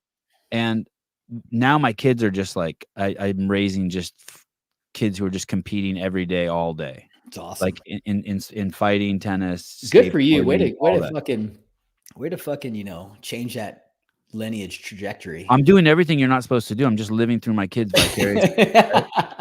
You're the dad. Yeah. I love it. Hey, and you know what else is crazy too? This isn't where I was going with this, but you know what else is crazy too? So my kids are just horrible swimmers, right? Like, my kids will jump in the pool and like dog paddle. Yeah. I mean, they suck. And everything else they're the best at. Like, if we go to the skate park, they're the best skaters. We go to the jiu-jitsu tournament, they're always winning golds and silvers. Tennis, they're just mashing everyone, beating the Asian kids and the Indian kids, Mexicans, Filipinos. Anyone who wants some can come get some from the Jew boys. But so I'm like, hey, so my wife signs my kids up for surf camp. I'm like, Haley, these fucking kids don't know how to swim, dude. I mean, it's embarrassing. I mean, it's really bad. Like, they say dumb shit like, I'm like, hey, we're going to the pool, and they'll be like, how deep is it? And I'm like, 7 feet. They're like, I don't know if I can swim in 7 feet. You know, when kids say dumb shit like that, I'm like, either you can swim or you can't, you dumb mother. So now they're doing swimming. So as soon as I heard that, I'm like, hey, you got to sign them up for swim classes. So they're going to this swim academy that's for kids who are all on swim teams. All the kids in the academy on swim teams. Oh man. And so we show up there, and it's kind of cool because my kids aren't even like, they're worse than the worst kids. And it's 5 days a week, right? For half an hour. And they don't even care. That's awesome, man. Yeah, I can't even believe it. I thought for sure. I mean, the first day they all cried. but after that, it's been just like sports. Hey, and you know what else, Josh? My kids were crying, and I went over there to go talk to him. And one of the other dads who I'm friends with, put his hands on my shoulder. He goes, dude, that coach has seen 10,000 kids cry in the pool. Sit the fuck down. I was like, okay. Right. You know what I mean? Yeah, exactly. And I was like, oh yeah, you're right. And it's great. Now they fucking love swimming. Did you not get them into swimming when they were little? No, I took him to like an idiot. I fucking took him to swim lessons. Like, the truth is, I took him to swim lessons probably like every summer for like 3 summers, right? And probably dropped thousands of dollars on it. And the only time that they really learned how to swim is when I started fucking getting in the pool with them, and then them swimming out. That was it. And then they basically learned how to float and jump in and you know what I mean, and go down to the bottom. But it was just me playing with them in the pool. But they never they never just looked at other, like I never took swim lessons, but I can do freestyle and I can do fucking breaststroke and I swim good. So I just figured that they would just figure it out. But no, they'd pick it up. No. Yeah. So now they do all the strokes. In a month they got all the strokes, you know what I mean? Or the basics, they got backstroke, breaststroke, and freestyle. And they awesome. they do with flippers and no flippers, and they don't ask anymore, is the pool 7 feet deep, That's good, man. And that's the thing. I think all kids should learn how to fucking swim, dude, because that's just a scary fucking environment to like be like. And dude, my kids, like I taught them how to swim at a very young age, and I gave them swim lessons. I let them go to swim lessons too, so it wasn't just dad teaching them. But then I even taught them how to fucking like, bob. Like if you can't fucking swim or you're tired, like bobbing off the bottom of a pool. I taught them that. This summer in the hotel pool. Yep. Yeah, it's like, hey, you can. Like the thing you have to do with water is you have to stay calm. But man, like I remember watching my kids' friends at pretty old age, like 8 and 10, and they couldn't fucking swim. And I'd be like, I would be so fucking nervous going to any environment where there was water involved if my kids didn't know how to swim. Yeah, so, that was me. That was me, dude. That was me. Yeah, it sucked, man. Like it's like it had to be a very uncomfortable situation because my boys were like so good in the water at a young age. My kids were surfing and not knowing how to swim. That's wild. Do you know what I mean? Put on wetsuits, go out there, and they're surfing. And it was. And the whole time I'm like fucking white fisted. Right. You know what I mean? Yeah. And it's just like, it was fucking stupid. I shouldn't even talk about it anymore. I'm gonna ruin my reputation. I don't know about that, pal. Absolutely stupid. You think you'll go? You're gonna go to the West Coast Classic. You think you'll go to the games, or only like if there's something for you to do there? Because that's how, when I think of you and like going to competitions, I figure you're too busy unless there's like someone like, hey, we need you here to do this. Yeah, I'll only go if they ask me to go. I mean, I think this year I won't be able to go to the games. I think I'm going to be in Italy doing a competition like right after it. So I might. What kind of competition? Some CrossFit competition. Oh, that invited you out there. Yeah. Oh shit. Okay. Awesome. Wow. Yeah. So gonna do a little comp out there in Italy. Yeah. So I don't think I'll be able to make the games this year. Why wouldn't you? You don't think you could do both? I think it's like pretty much back to back. So I think I'll have to be out in Italy before the games are over. I'm pretty sure. How about this crazy shit? I think the games are like a Thursday, Friday, Saturday, Sunday event, right? Yeah, normally. Rich has a race on Saturday. In Fort Worth? No, in where's Fort Worth? What state is that? That's no. Sorry. He where the games are at. No, wherever that Leadville bike race is. Sorry. Oh, so that's in Colorado. That's Colorado. That's right. Yeah. So I'm like, oh, so you're not going to the games this year? He's like, no, I'm going. I'm like, but you got a race on Saturday, 100 miles. So like, yeah, I'm going. Is he doing the bike? Is he doing the bike again or the run? Yeah, the bike again. Okay. Yeah, I don't think his knee doesn't let him do. Yeah.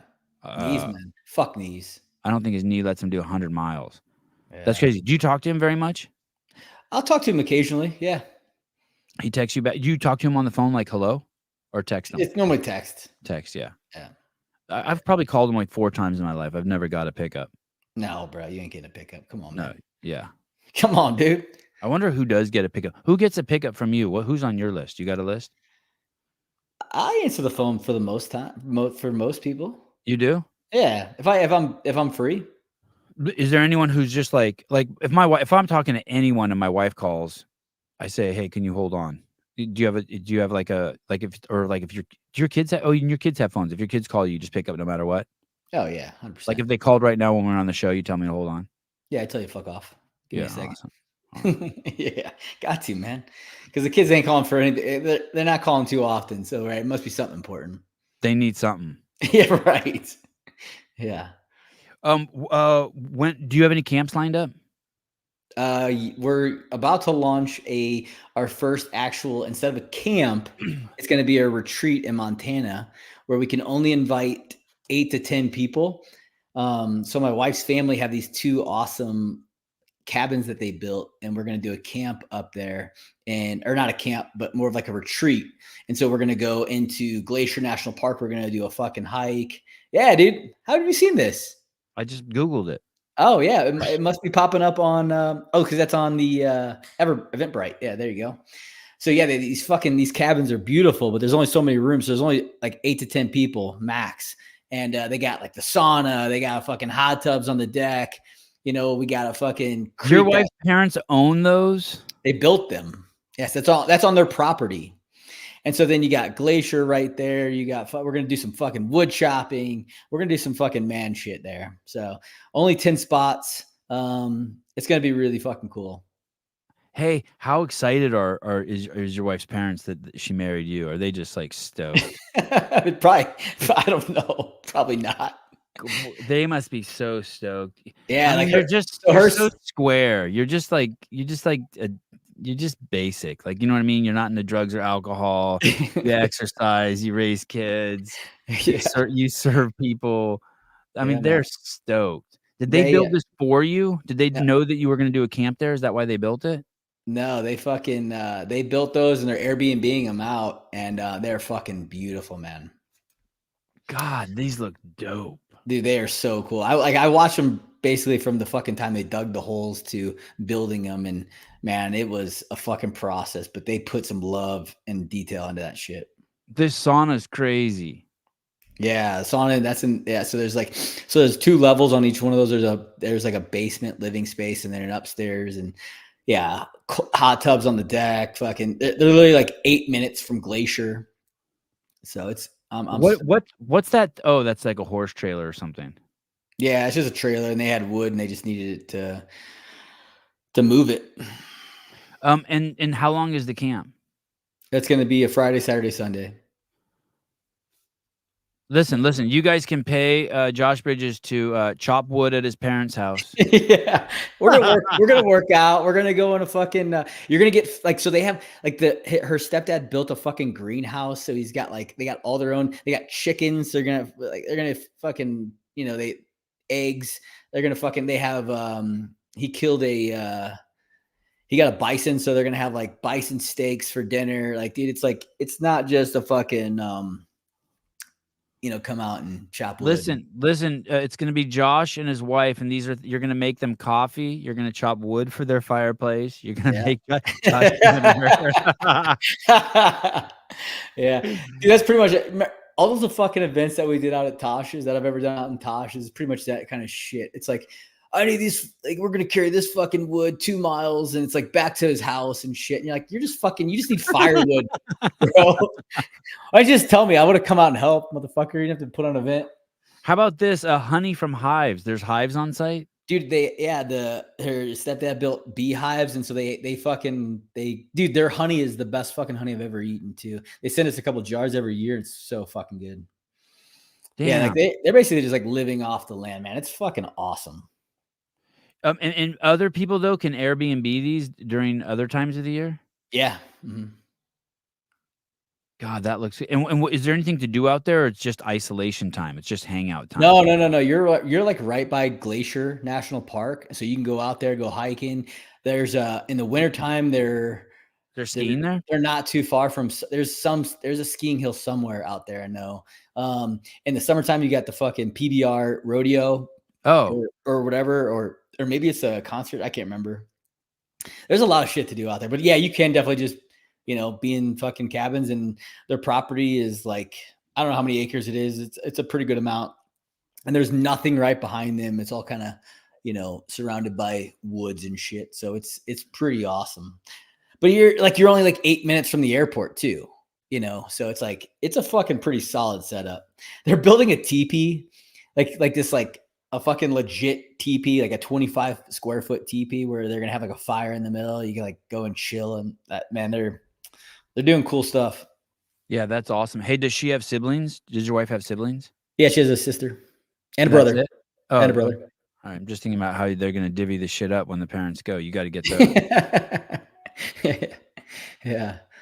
God, that sounds absolutely amazing. What if you get some dildo on one of those trips? Like that trip could be amazing, but what if you get like that person who just won't shut the fuck up? You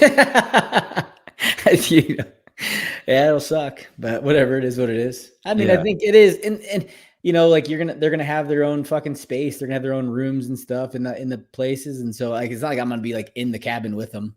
We'll be staying at our own place, and so. Hey, you ever had to kick anyone out of one of your camps? I'm trying to think. I don't think so. The only thing is like off the bat, sometimes you'll get people trying to bring like their wives or siblings and stuff like that. And you had to put it in, you know, like, hey, only you're allowed to be here, right? Like no one else can come, because sometimes those people will just try to jump in on shit. And you're like, hey man, like these people paid a lot of money to be here. So you can't fucking just have someone come with you and hop in. Unless they're in a wheelchair. Yeah, exactly. No one's going to tell. And then he can just be faking it. I remember. So right. Get the fuck up, bro. At one of the ones that we did, me, Rich, and Dan did in Italy, this fucking company tried to show up. And they like showed up and they're just like, hey, we're here to just kind of like, you know, offer people products if they want to buy it. And I was like, no, I'm like, no, that's not how this works, bro. Like, you need to get the fuck out of here. It's a dildo and lube company, and they're trying to get you to look like you endorse it. I did. You know who it was? I think it was a fucking like a foam roller company. I think it might have been Rumble Roll or something. I can't remember. And I was like, I told him to fucking basically like, I had to beat it. And he like, Rich or somebody was like, hey, dude's over there crying right now. Like I made the dude cry. I was like, I don't care. He needs to leave. Like people, like, you know, if we would have wanted, we all had sponsors at the time because we were all still competing. And so it was like, no companies, like none of us asked any of our companies to sponsor anything in any way because we all had like competing companies and stuff. And so it was like, no, you can't be here. And then this fucking company is going to just show up randomly because they knew that we were putting it on. And then it makes it look like you endorsed it. Yeah, exactly. It was like, dude, no, you don't get to be here. Sorry, you need to leave. I had this internship, Josh, in Los Angeles when I was like 19 or 20. And I worked at this production studio. It was called Stone Stanley. And it was like at Paramount Studios or something. It was cool. Like famous people everywhere. You got to drive in the gate, whatever. And I was an intern there.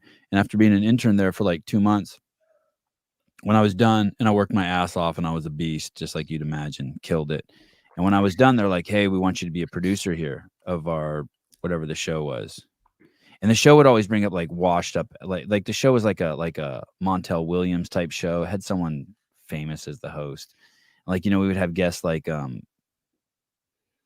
Gary Coleman would come on or some shit. You know what I mean? You know what I mean? Or like, who is the chick with the,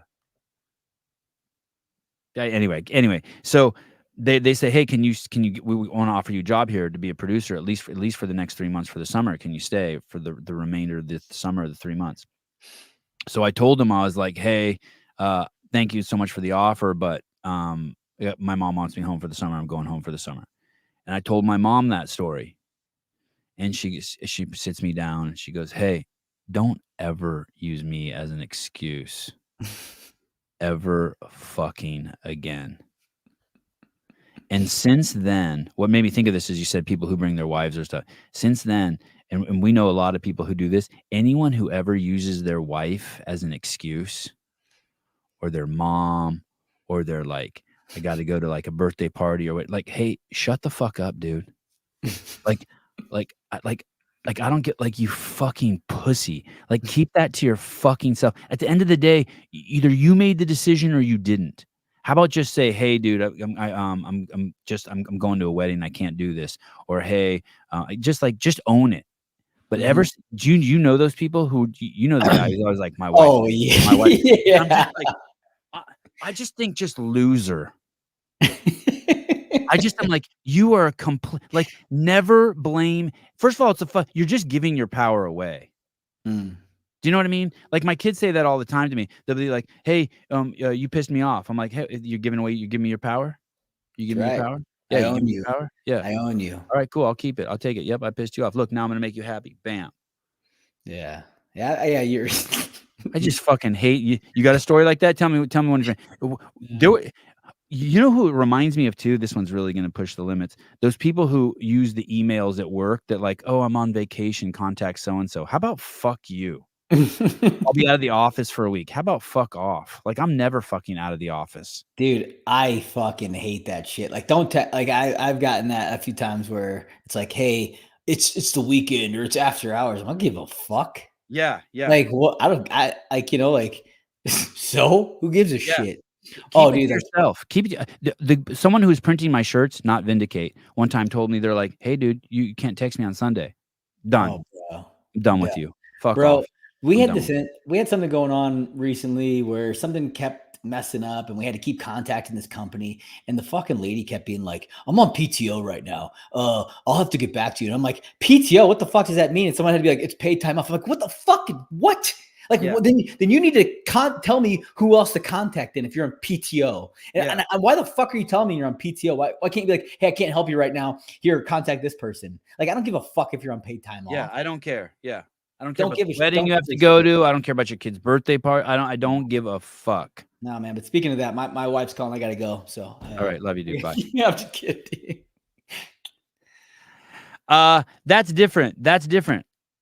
If that's different, like at least then you're owning that. You know what I mean? Like if my wife calls and I'm almost someone, like, yo, my wife's calling. Like that's different than like blaming your, like I'm making that choice. Hey, I got to go on and get this call. It's just the it's just the excuses. Like just fucking man up. Do what you fucking want to do. And then if you are a bitch, keep it away from me because I'm judging the fuck out of you. Hey, man, you can judge anybody you want to. That's the best part about this country. You get to fucking judge everyone. I'll be gone 7 days at a time training. It's my responsibility to say no sometimes so she can chill the fuck out. Sometimes you gotta make them let them chill. All right, thanks for coming on. Yeah, buddy. I'm glad we were able to close the distance that was created from our lack of time together.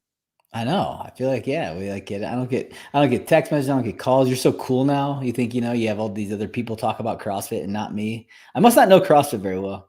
And then listen to this. How excited was I when I was researching you before you came on? I saw you going to West Coast. I was like, I'm so glad. Oh, thank God. I close that gap before I see you face to face. We can try to be friends again before we're actually in front of each other. Yeah, Okay. yeah. So it's not totally fake. I love it. All right, dude. Have a great day. I really appreciate you coming on. Always good to see you, dude. Good to see you too, brother. All right. Ciao. Later. Josh Bridges. Easiest guy in the space. How the fuck? How is, like, listen, dear event organizers, dear commentator, dear anyone who's in charge of media, and always invite him. He kills. Sevi, is it gay to use a fleshlight of a male anus? I'm not even sure what a fleshlight is. Why do they call it a fleshlight? Is that old term for pocket pussy? Is that what that is? Just something you put your penis in and rub it and ejaculate into it? I don't know. That's a great question, though. I think that's a fair question. Dear Ryan from Flaming CrossFit. Are you kidding me? Flaming Gorge CrossFit? Is that a joke? Is that your real name? Why don't you change it to Flaming Gap CrossFit? Flaming Anus CrossFit? Flaming CrossFit? Where are you guys located? San Fran? Listen, Ryan, listen. Ryan writes, have Josh on a Kill Taylor episode. Listen.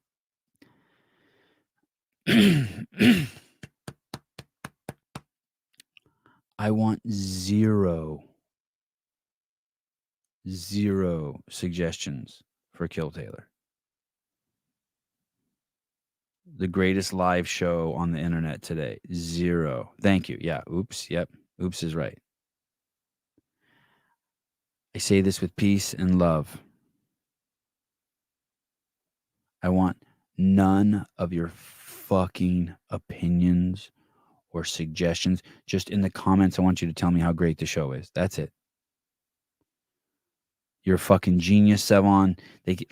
You're destined to take over again. You're right. You were the greatest chief marketing officer who's ever the planet's ever seen. And on accident with a fucking bald fucking drug addict, former drug addict, you've created the best show on the internet. Yeah, that's it.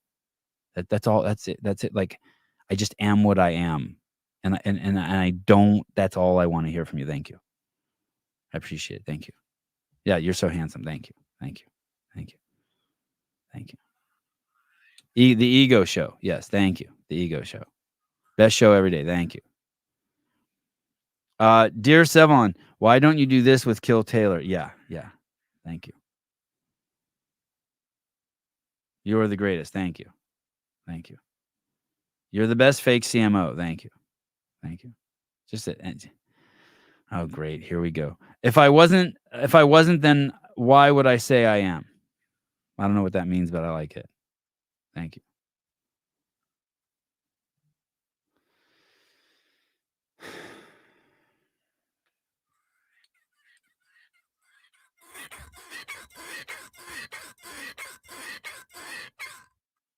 Oh, shit. What's this? Breaking news. Oh, I wonder if that's public. John Young, is that public? Oh, I invited someone else onto the show. I wonder if they can come on right now. I want to know what's going. Do we know what the fuck's going on with the broadcast? Let me see if I can invite someone on who knows what's going on with the broadcast. Does anyone know what's going on with the broadcast this weekend? Like, can we watch?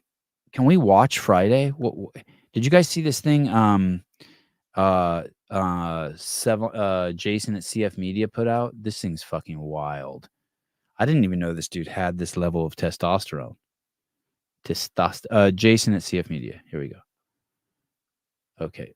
Watch this right here. This is wild. Okay.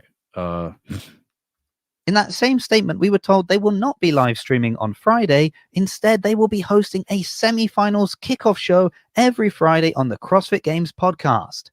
In fact, Dave Castro said, think of the podcast as the appetizer to the main course, where fans' passions are ignited and primed for the final 2 days of competition. First of all, there's no way Dave said that. Maybe he posted he said that, but there's no fucking way he said that.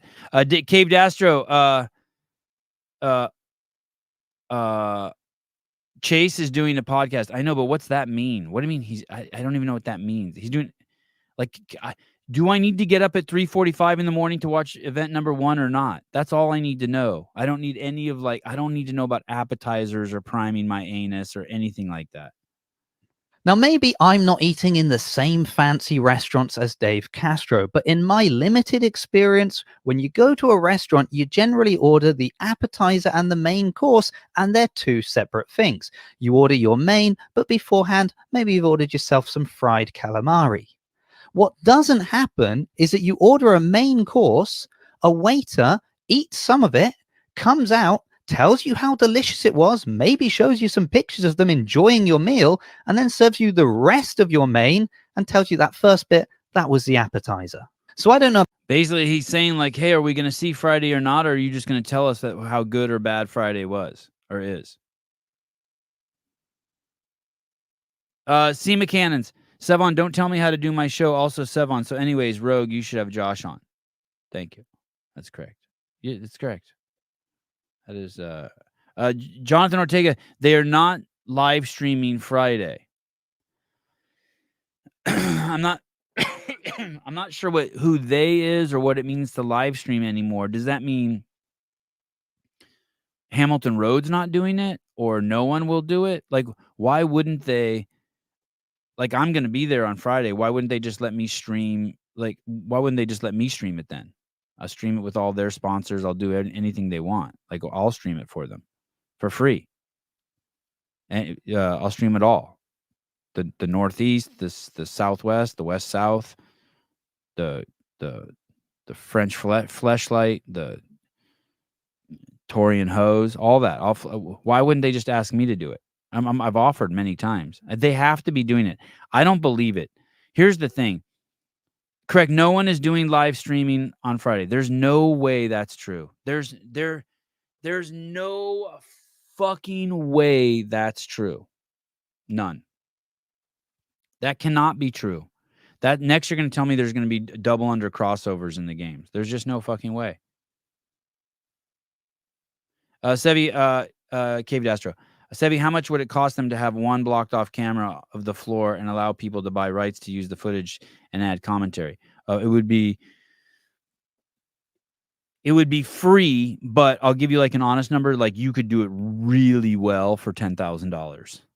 Because then you could bring in, like, I think it's like $4,000. You could bring in just your own. Usually that's how much it is in stadiums. You could just bring in a fucking internet cable, just pipe it right to one camera. That's actually a fucking great idea.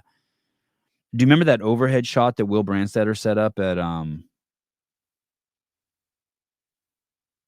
quarterfinals? Was that quarterfinals? Will Brandstetter set that shot up? Yeah, you could do that. That's an amazing fucking idea, dude.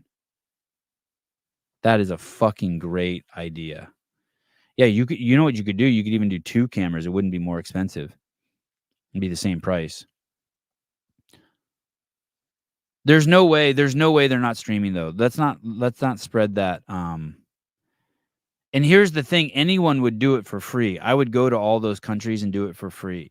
And I would listen, if you're like, I would totally blow up their sponsors too. Like, I would do whatever they wanted. They're like, hey, Sevon, we want you to talk about how important it is to have the rainbow flag in at every event. Like, I'd do it. Like, just tell me what to do, what you need. I would do it for you for free. Isn't that crazy? They know that too, by the way. So that's why I know that they have to be doing it, because they know I would do it for free. Okay, here we go. Let's continue this. How about you? But for me, I would consider the entire semi-final the main course. If you then want to provide an appetizer, great. Put on a community event, or maybe highlight an adjacent sport, powerlifting, strongman, something like that, to get our taste buds ready to watch the athletes that worked hard to qualify for their spot at semi-finals. Now, instead of warming up our taste buds, it's actually leaving a bitter taste in our mouth. Why? Because the live stream is set up. You're going to stream on Saturday and Sunday, so you have the ability, you're choosing not to do it. Now, obviously, this is a cost-cutting measure by CrossFit. Yeah, that's fair. And I ain't knocking that. Like, if you want to save money, I get, like, save money. Okay. And yes, someone could say, well, it's just 1 out of 6 events for the elite individuals. And you'd be right. But it is also 3 out of 5 events for the elite teams. Tell us you don't care about the teams without telling us you don't care about the teams. I'll tell you, I don't give a fuck about the teams. Go on. Well, just don't stream over half their competition. Oh, and maybe the icing on the cake, this actually only applies to North America and Europe. So congratulations, Asia. Not only do you get an additional spot for the games, you also get a live stream on Friday. Sorry, Europe. No shit. No shit. They're streaming fucking Asia? I didn't even know Asia had a semifinal. Europe, you may have arguably the most competitive field at semifinals, but not only are we not going to get to watch you compete on Friday, you're also going to lose a spot. Listen, the money thing I don't give a fuck about. Like, save the money. I get it. He's over. I like Jason a lot, but he's oversimplifying this. Like, if you have 20 people working on the live broadcast and you can cut it down a day, and you who knows, maybe you save $50,000. I get it. And then you do that 3 places, you save $150,000, and so it's their money. They can do what they want. But why not just let someone else do it? For the games too. In that same state, it's bizarre. Yes, you did know Asia has a semifinals. That's where Roman would have to go. All right, fine.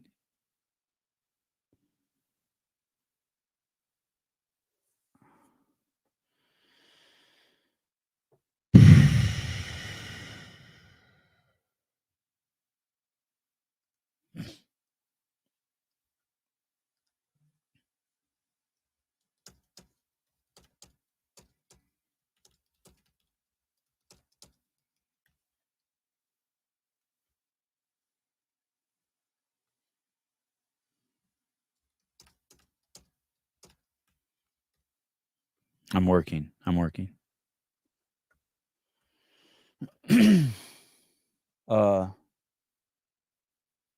A full slate of coverage across a number of platforms, including the CrossFit Games website, the CrossFit Games app, Facebook, Twitch, and YouTube, will be available for every heat of each event on Saturday and Sunday.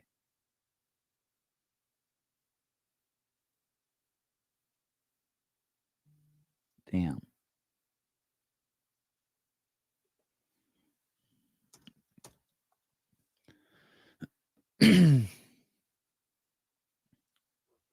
I need to get somebody on to talk to us about this. I saw somewhere Adrian Conway made a post. Maybe I can get him on. Let me see. I need a secretary. Let me see if I can get Adrian Conway on.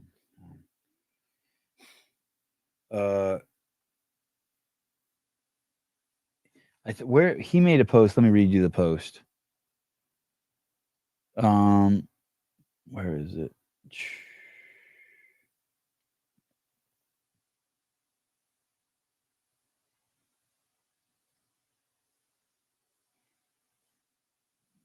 No, I don't see it. I thought I had a screenshot of it.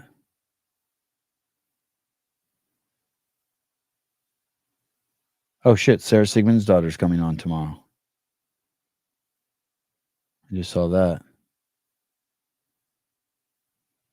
Oh, I'm going way back.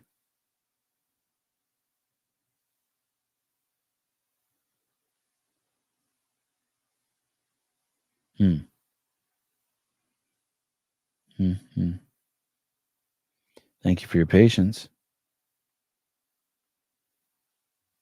Nope, I don't see it. Sorry. I thought he made a post. Let me see if I can hey, can you come on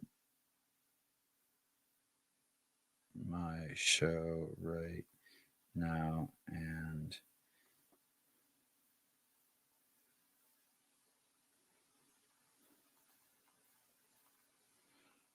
answer questions about semi-final coverage? We'll give this a couple minutes. I text a couple people. Hey, Adrian, can you come on my show right now and answer questions about semi-final coverage? Let's see. These guys have day jobs. Oh, this is interesting. Let me see.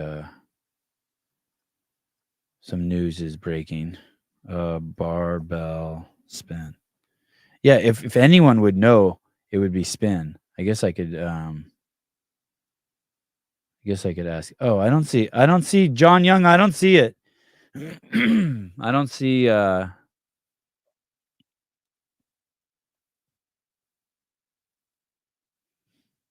it. Someone's telling me that one of the games athletes that didn't make it is going to do high rocks, but I don't see it. I probably shouldn't.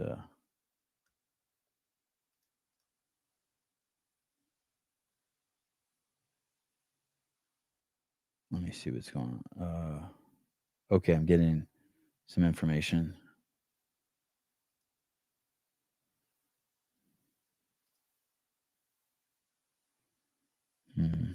All right. Sorry. Later on today, I'll do Dave Castro Week in Review. Then tomorrow morning, Sarah Sigmund's daughter will be coming on. I think she'll be joined by Justin Kotler of Underdogs Athletics. Two people that are always easy to have on the show. They got a lot of shit to say. They're easy. Oh, Sydney Wells. There you go. Brooke Wells is doing a High Rocks competition in Anaheim. Sydney Wells is just becoming a full-time High Rocks athlete.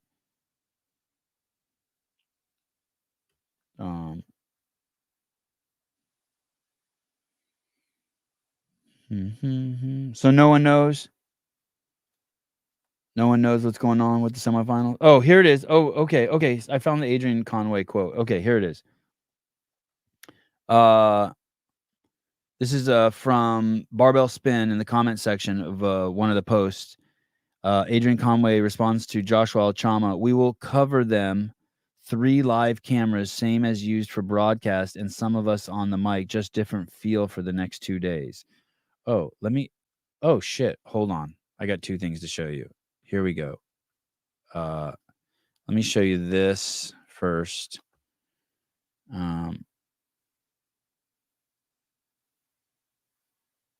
I think I've invited Sydney on. On Monday, they posted on Instagram, everything's final. And then I was like, wow, like this is real. And then 15 minutes later, I just got on Hyrox's website and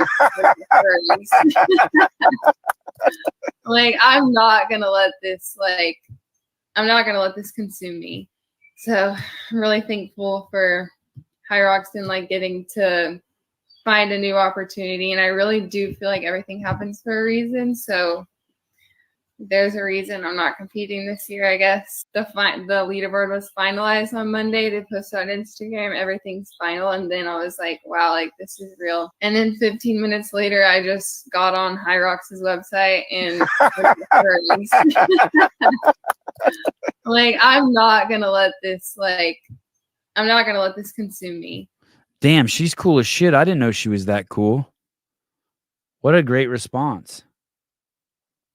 That's awesome. Oh, you're smoking crack. Hyrox will be bigger than CrossFit in less than 5 years. That doesn't even mean at this pace.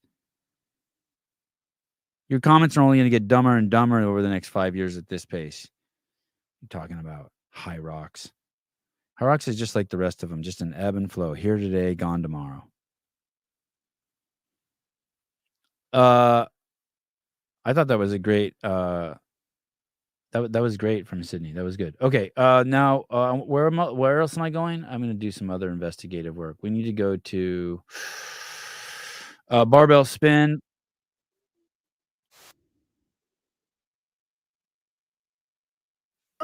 Finger licking good special. Let's see. So Josh Alchama says, but missed 3 out of the 5 team events. Yeah, who cares? And then Adrian Conway says, we will cover them 3 live cameras, same as used for broadcast, and some of us on the mic, just different feel in the next 2 days. So similar to last year's sideline coverage, Denise says.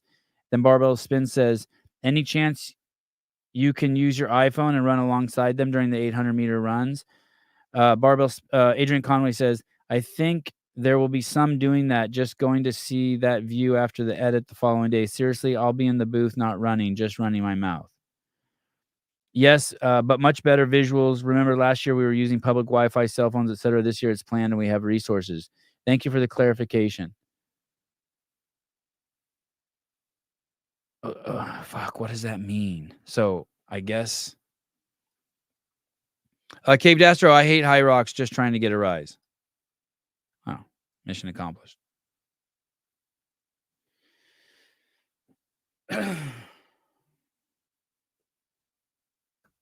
Oh, okay.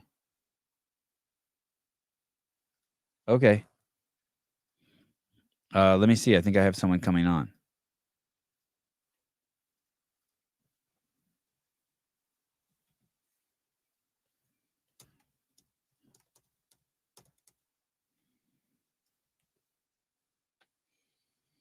Okay. I think Chase might be coming on here in a minute. We can just pepper him with questions. I have to pee.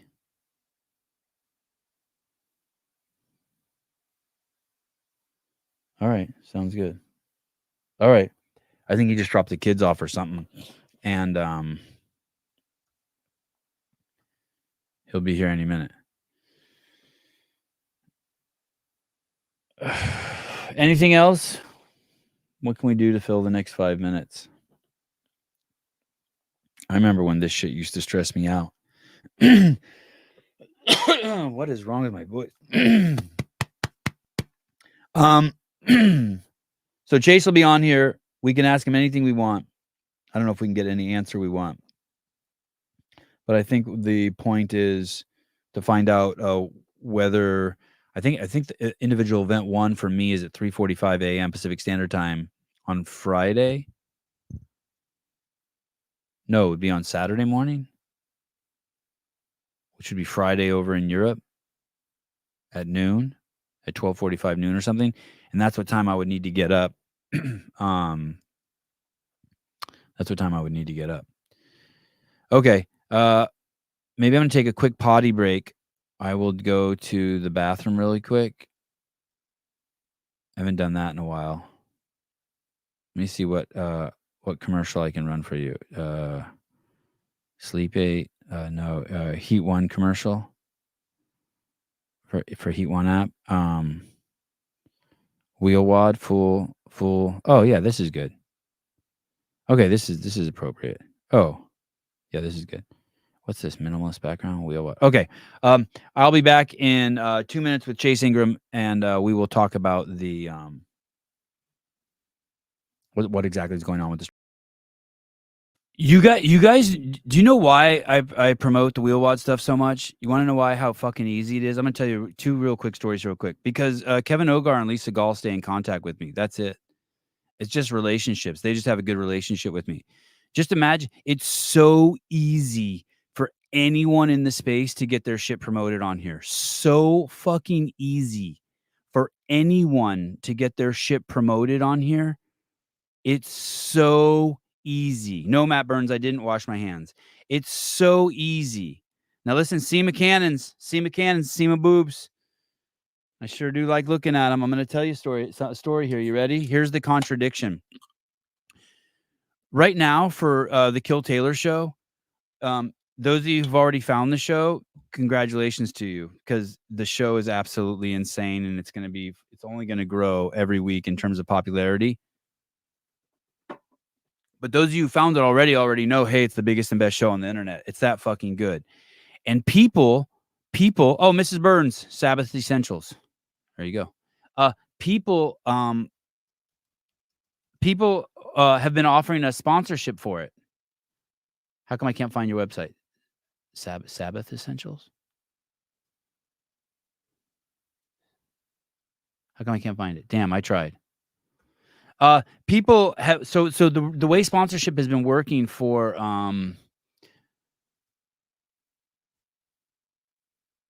Kill Taylors, we're just taking $500 a week, and that's all we're doing. And sponsors have offered us like $10,000 or $12,000 or $20,000. Oh, code Sevon. Okay, what is the website? Code Sevon, 20% off at Sabbath Essentials. I know it's the only shit my wife uses. See that shit all over the kitchen countertop. But I'm not gonna take that kind of sponsorship for that show. There's no fucking way I'm taking $12,000 or $5,000 or $8,000 for that show. That show needs $150,000 sponsor. And the reason why that show needs a $150,000 sponsor or $300,000 sponsor is because that's the way I view that show. And if you're a sponsor and you don't think that show is worth it to you, then you're not the right sponsor for that show. That show's already there. That show's 2 years ahead of everyone else in the whole fucking space. That show is fucking off the chart. It's only going to get better every week. The numbers are already showing that it's going to be fucking massive by games time, and just the growth all the time and the participation and the energy around it. And so this isn't 2018 where a fucking podcast is just thankful to fucking get a sponsor. That's not how this works. Right now, we're just going to go week at a time. We're going to take $500 a week from a sponsor until we find the fucking sponsor. But that sponsor is going to have to see what I see. And so fuck. I mean, hopefully Coca-Cola fucking jumps in and we fucking go straight to Netflix and they give us $1 million and we start making the prize money $10,000 a week. But until then, fuck, I'll just find a sponsor who can help us get to $1,000 a week, then $1,500 a week, then $2,000 a week, and we'll just keep growing the show. But that show is already there. But there's no one in the space smart enough to take advantage of it. There are people with the money. And I'll give you some other insights. If CrossFit HQ made me level 1 commercials to show on my station, I would show them all the fucking time. Level 1 affiliate commercials. If the Masters comp did, I just happen to fucking really like this Lisa Gall chick, who's the media director over at Wheelwad, and she's cool. And then I had a good time with Tim Murray, and I like Ogar, and I see him sometimes at Greg's events, and it's just all relationship shit. It's just all just being cool in relationships. And all the people out there who you don't see like in the space taking advantage of it and leveraging this show, it's because of their ego, or and I have a lot of trouble processing this one. For some reason they don't want to be affiliated with me because of some perspective I might have on something. Chase, what's up, dude? Hey, what are we talking about? Hey, dude, I had Josh Bridges on today. Oh, nice. And I was like, hey, dude, you know what made do you remember how Rogue had that, like they did that trial this year where there were dudes sitting on a booth and for $10 you could just hear them bullshit instead of the commentators. You could you could do both. Josh made that. Now, if he wasn't there, maybe someone else would have made it. I'm not saying like, just like if we didn't have Rich Phoning, there'd be another superstar champ in the space. Yeah. But I'm just saying he was the superstar in that. Did you get a chance to watch any of that? I did. I thought Josh was fantastic. And it reminded me of when we did it last year for the West semifinal in Pasadena, and like Khalipa was on with Adrian Conway, and they're both like unhinged for it.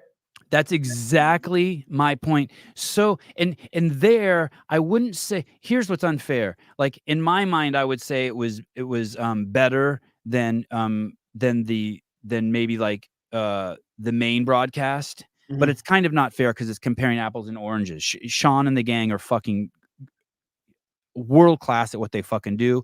I enjoy them. It's smooth. It's clean. I hope you enjoy them. I am a part of that.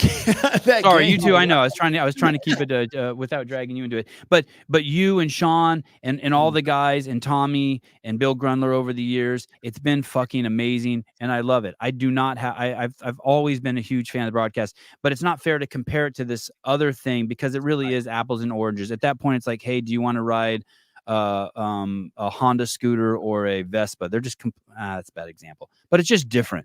Yeah, they're just different. But that thing that you guys did last year where you streamed Fridays is my cup of tea. Okay. You know what I mean? It's like like at that point the visuals like take a back seat, and I mean the visuals took a big back seat. Yeah. You didn't have a choice. And it's okay because you guys brought the energy to you guys brought the energy commensurate to the lack of images, right? And to tell you the truth, you guys were able to follow the leaders better there and the action than the actual broadcast. Then you can pick what you want to talk about in the exact moment that you choose to. And then when you interview people, they're just kind of leaning over the desk. It's like a sweaty athlete just comes and puts his elbows on the desk. I mean, it's cool shit. And you know where else you get that too? You get that shit a little bit in the UFC. The guy jumps over the cage and he's fucking sitting on Dana's lap. You know what I mean? Or the commentators are trying to commentate and the fighter comes up to the cage and you can hear him yelling, "I told you I was going to kick his ass." Yeah. And you get this kind of like, oh shit, the two worlds are colliding. Yeah. There was a moment like that last night in the Denver Nuggets basketball game where they hit this last second 3 to end the half, but he landed right in front of the broadcast table. He just sat there with his arms crossed, staring at the announcer, freaking out at him, like just right in that moment. It was a really cool, like authentic moment in time, which I thought was super cool. And that's what it felt like last year doing the podcast. There's a word like that, and like a technical word like that in the movie business, like where you break the third wall, or I don't know what it's called, but it's like when the characters like you break some rules. Third wall or fourth wall. That's why people like Deadpool so much, because that's what Marvel movie. Yeah, what that movie really that funny you bring that movie. I like hated that movie and loved that movie at the same time because I thought the writing and that guy Reynolds was so amazing. But when I go to a movie, I like to suspend my disbelief and just kind of tune out. And I couldn't do it in that movie, but I was also like, holy shit.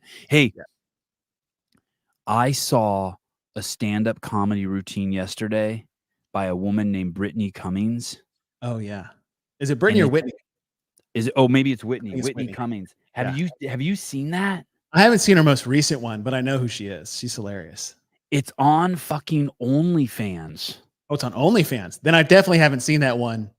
And it's free. My wife sent me a fucking link to it. Dude, this is the funniest shit ever, dude. This chick is fucking incredible. There's a whole CrossFit section in there.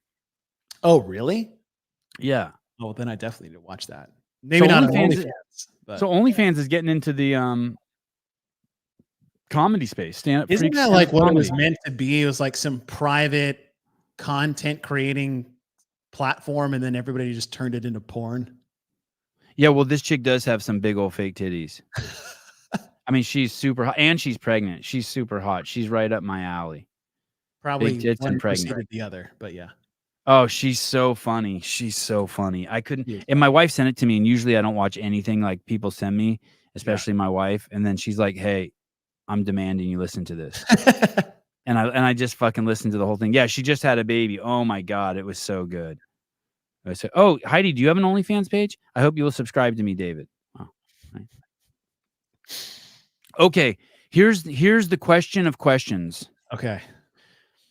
I'm glad Jason CF Media questioned it. I'm glad John Woolley questioned it on Make Wads Great Again. Like, people are like, what was that statement? We saw Brian Spin put an AI voice to Dave in our thread. That was pretty funny of reading Dave's post. I'm so glad so many people are having trouble understanding what's coming out, because I was like, what the fuck is going on?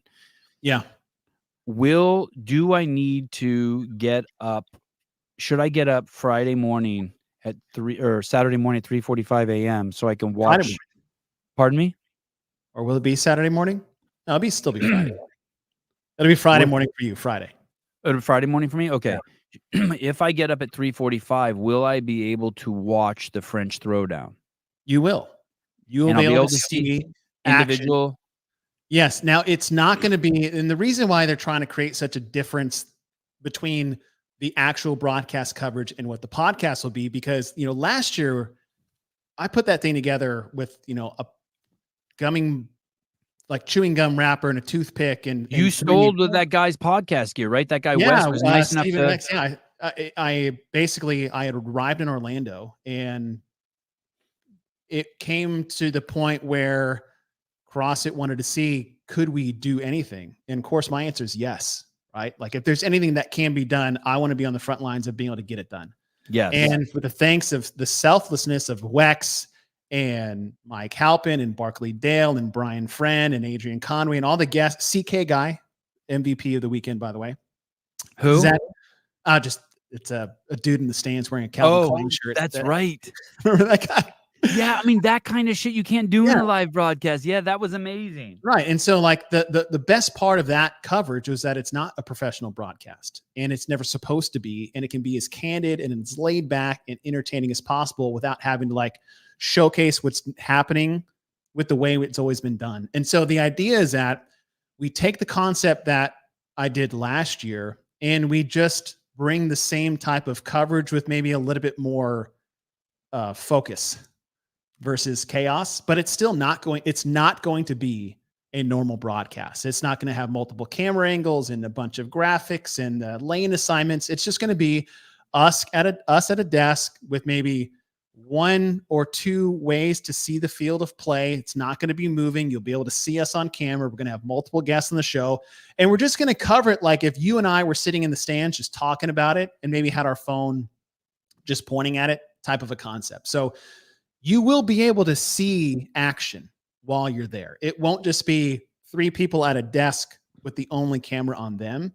And then, like, they had to do the post-produce stuff last year as well, where they would basically take our audio and then give you much better video content that's post-produced so you can see it again in a better viewing angle. That'll be a part of the Friday coverage. So you're telling me, just to be clear, and this is where you should go. It'll be here on this channel. So I don't see it scheduled yet. Right. But you're saying that I should watch this page. Yes. And click all the notifies me's and the subscribe. I should do subscribe. Everybody should subscribe and hit all the notifications, and it will be on there come the first Friday of semifinals, or this Friday. And will you be in Europe? You personally? I will be. Okay, so you'll be there, and then do you have a designated partner already, like Khalipa or Conway? No. Okay, so just you for now. Yeah. And when I turn on my TV and I'm wiping the sleep out of my eyes, you'll be like, guys, here we are. What's the center place called? What's it called? Oh, I should probably know that. Yes. This is Chase Ingram from the Socialist Republic of France, and I probably won't say that, but yes, we're here for event 1 of the CrossFit semifinals. We've never seen any of these workouts done before. All the superstars are in the house. There's Laura Horvath, who just walked by, and you'll just be shooting the shit with us, and you'll have like some there and back and forth, and then it'll be 3, 2, 1, go, and we'll get to see these fucking animals throw down. Yes. Wow. Yes. Wow. And I think the big difference is just they need to say that. No offense, you guys just need to say that. You guys need to schedule it and just say that. I mean, I was just telling people, don't tell me what to do, but yeah, just so we can just start prepping, because like we got to get up early. Yes, right. And so there will be a feed of the field during the show, and who we get on throughout the, like, it's just going to be me nervous when you start saying stuff like that. It's just going to be people coming in like, the backyard. Be a feed of the show. Why are you telling me that? Of course, like there'll be a feed, right? Yeah. Right. Yes. When you mean of the show, you mean of the of the field of play, you will be able to see it. Yes. So nobody's going to wake up and just look at my dumb face for 10 hours on a Friday. Okay. And it'll be live. It'll be fun. It'll be live, candid. There'll be a chat going. It'll be wild. Yeah. It'll be like, okay, fuck. Yep. Dude, this is dope. The hope is that it'll be like last year, as fun and laid back and candid as it was the entire time, without maybe the 2G cell phone video coverage that we had to, navigate through. But what we want to do, the CrossFit Games podcast, is still be able to give people a way to watch from home that can't be there in person, from a different perspective and different medium than the full-on broadcast coverage that everybody loves and is used to at this point, right? And you know what I like about this too is when you do it on this, it silences those of us who are often critical of the feed. Like, we'll be like, they fucked this up. They fucked this up. Like, our expectation drops so low, all that chatter goes away. And at that point, like, we kind of like fall into it. Like, we're taking some ownership. We're participants in it. You know what I mean? We can comment. Even if the camera misses something and you tell us about it, we got it. Or we can tease you. Oh, Chase, you said so-and-so was going to win, and you can talk back. Listen, jump into the comments. Yeah. That'll be real time. Jump into the comments. Tell me how a terrible job I'm doing, or tell me where to move the camera. That's not possible. I love those. Lactic acid. Yeah. Okay. And there's only one event on Friday. So this will be easy. So there's one individual event, but there are 3 team events. You're doing those too. Yeah. Oh, you're crazy. Well, look, I'm going there to France. I say that as if like that's a burden. It's not a burden at all. It's a great opportunity. I'm thankful to be able to be in this position again, to be able to give some context and coverage to the Friday that won't be covered by the main broadcast. Is that, look, 3 team events of the 5 will be on the first day, as well as the first individual event, right? And all those athletes and people should be able to be cheered forward, seen. But look, it's going to be a lot like it was last year, with a little bit maybe better Wi-Fi. Yeah. Awesome. That's exciting. That's worth getting up for. Okay. Next question along those same lines. What about the following? Is there another semifinal going on the same week? Asia. Does Asia have Friday coverage? I believe they do, but the thing with the outside the big 3, so both American, West, East, and then Europe, those different semifinals are basically managing their own coverage, where CrossFit is footing the bill to get these covered through a different production company. So it allows like Torium Pro or the Far East Throwdown to cover their semifinals in a way that they seem fit.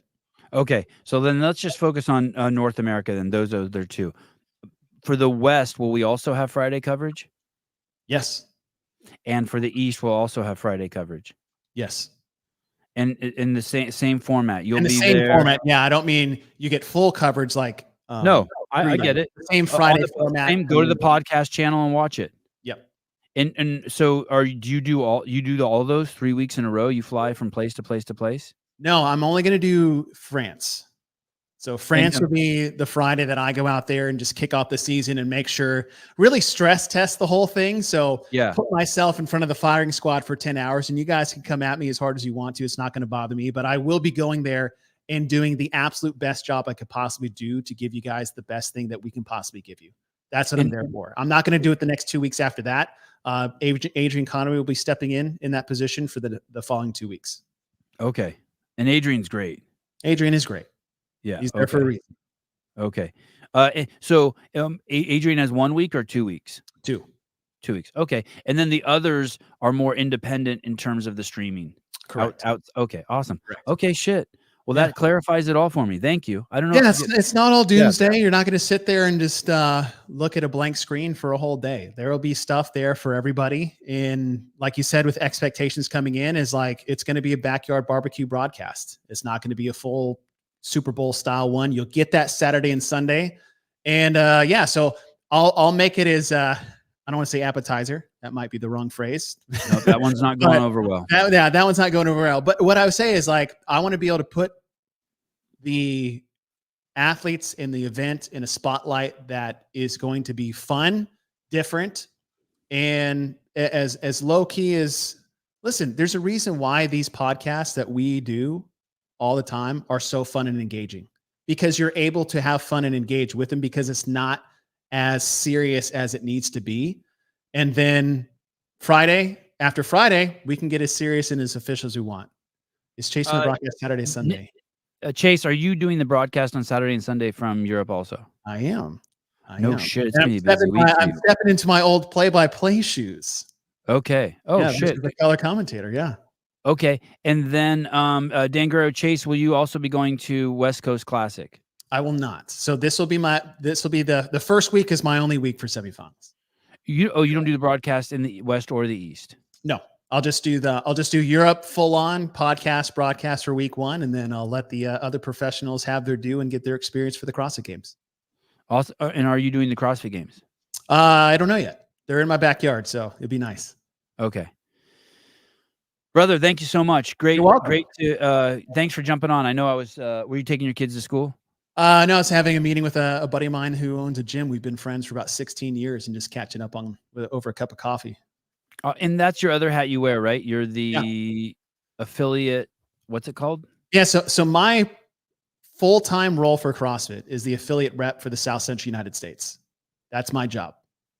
Affiliate. Say it again. Sorry. Affiliate what? The affiliate for the South Central US. So I manage all the affiliates between Arizona, Arkansas, Oklahoma, Mississippi, Louisiana, Texas, and Oklahoma. Or New Mexico. I think I said Oklahoma twice. Hey, you know what? That's what makes the broadcast so good. That's also the key to the UFC also. And in the NFL to some point too, that they always keep people. You're a games athlete, you're an affiliate owner, you're still deeply entrenched in the day-to-day business. When the UFC moved over to ESPN, when they moved from Fox to ESPN, at first they tried to bring in ESPN commentators, and that did not last long. Yeah. So I'm so glad, because if you don't have people who are entrenched in it, it fucks it all up. Yeah. Well, I mean, we could do a whole podcast on why I broadcast and what I bring to it. But like for me, I was actually having this conversation at coffee today. Is like, I love watching CrossFit. I love the experience. I love the entertainment. I love the sport. And my hope is if I get to broadcast that everyone else can understand and fall in love with it as much as I do. Right. So being an affiliate owner for a decade, managing one for 5 years, being on a seminar staff for 7 years. Yes, I've competed at the CrossFit Games. I've coached teams to the CrossFit Games. You've tested workouts for the CrossFit Games. I've tested workouts for the CrossFit Games, and I've been on the broadcast for 12 years. And all of that wrapped into one. And now being this affiliate role for 2 years and just being even steeped more into our community is that my love and passion. Oh yeah, I'm late for this show right here. That I'm on. I know. Sorry. I know you're 5 minutes late for this show. I'm so sorry. Right, I told him to wait. It's Jeremy Teal. He can wait for me. Oh, he's awesome. He is awesome. So it's gonna be cool. I'm gonna watch that for me. My hope is when people watch the broadcast. Obviously, not everybody's gonna like it, but that's fine. Is that I want everybody to love what I'm looking at as much as I love what I'm looking at, and that's all I want. And I want to be able to infuse what's happening and be able to intertwine that with people who are affiliate owners or people that are members in the gym, are trainers on seminar staff, those that want to be coaches, those who want to own affiliates. I just hope that my love and loyalty and passion for CrossFit comes through and people can identify with that without making me a centerpiece of that conversation, right? I don't want it to be Chase is talking about this. I just want people to hear it and feel it and then just enjoy what they're watching on the TV screen. Mission accomplished. I like having a relationship though with the commentators too. I think it's great. We've had Sean for so long and we've been able to build a relationship with him. I know that you need to say that, but I also like having you do it because I have a relationship with you, just not only through the show, but just through years of watching the same person. I also want to say this. Josh Bridges was on today and I said, hey, do you ever get invited to do commentary? He said, no, but I would love to. I love doing it. And that, what a crazy he's so fucking good. Yeah. Right. And like, and he's never said his program is anything but CrossFit. Of all the athletes around, he's been as loyal to CrossFit as you could ever get. I mean, what a great ambassador. They should scoop him up. Yeah. Well, and the thing is, like, Josh would be the best version of Josh in like a Friday setting, right? Because if Josh gets on a professional one, it's like, we can't get real Josh, the Josh that we love for the reasons of which we love him, but you can get it on a podcast. You can get on that laid back coverage like they did at Rogue, which I thought was a beautiful addition to the broadcast in its entirety. All right, dude. Hey, thank you. You're headed over to get with the programming. Who's this guy, Bryce Collier? Bryce Collier, he owns Coda CrossFit. Is one of the biggest, most multiple gyms in the entire world. And Jeremy and Bryce have come together to build the fittest experience to what it is today. So we're going to talk with those guys about how TFX got started. Obviously, Jeremy Teal, who was third place at he was on your documentary, Every Second Counts. That was Jeremy Teal sitting there in third place. So what those two guys have built over the last 15 years, I think is second to none when it comes at minimum the United States, but for CrossFit entirely. And we're just going to talk with some two OGs on the broadcast and just, like I said, celebrate the community and what we do and what we've built this over the last 2 decades. Awesome. All right, dude. Have a great show. Thanks, dude. Thanks for the invite. Yep. Thank you. Thanks for coming on. Bye. Bye. All right. Chase headed over to get with the programming, start up his show. That was awesome to get that clarity. Okay. All right. So we are going to get to watch it. It still seems a little weird how it's just not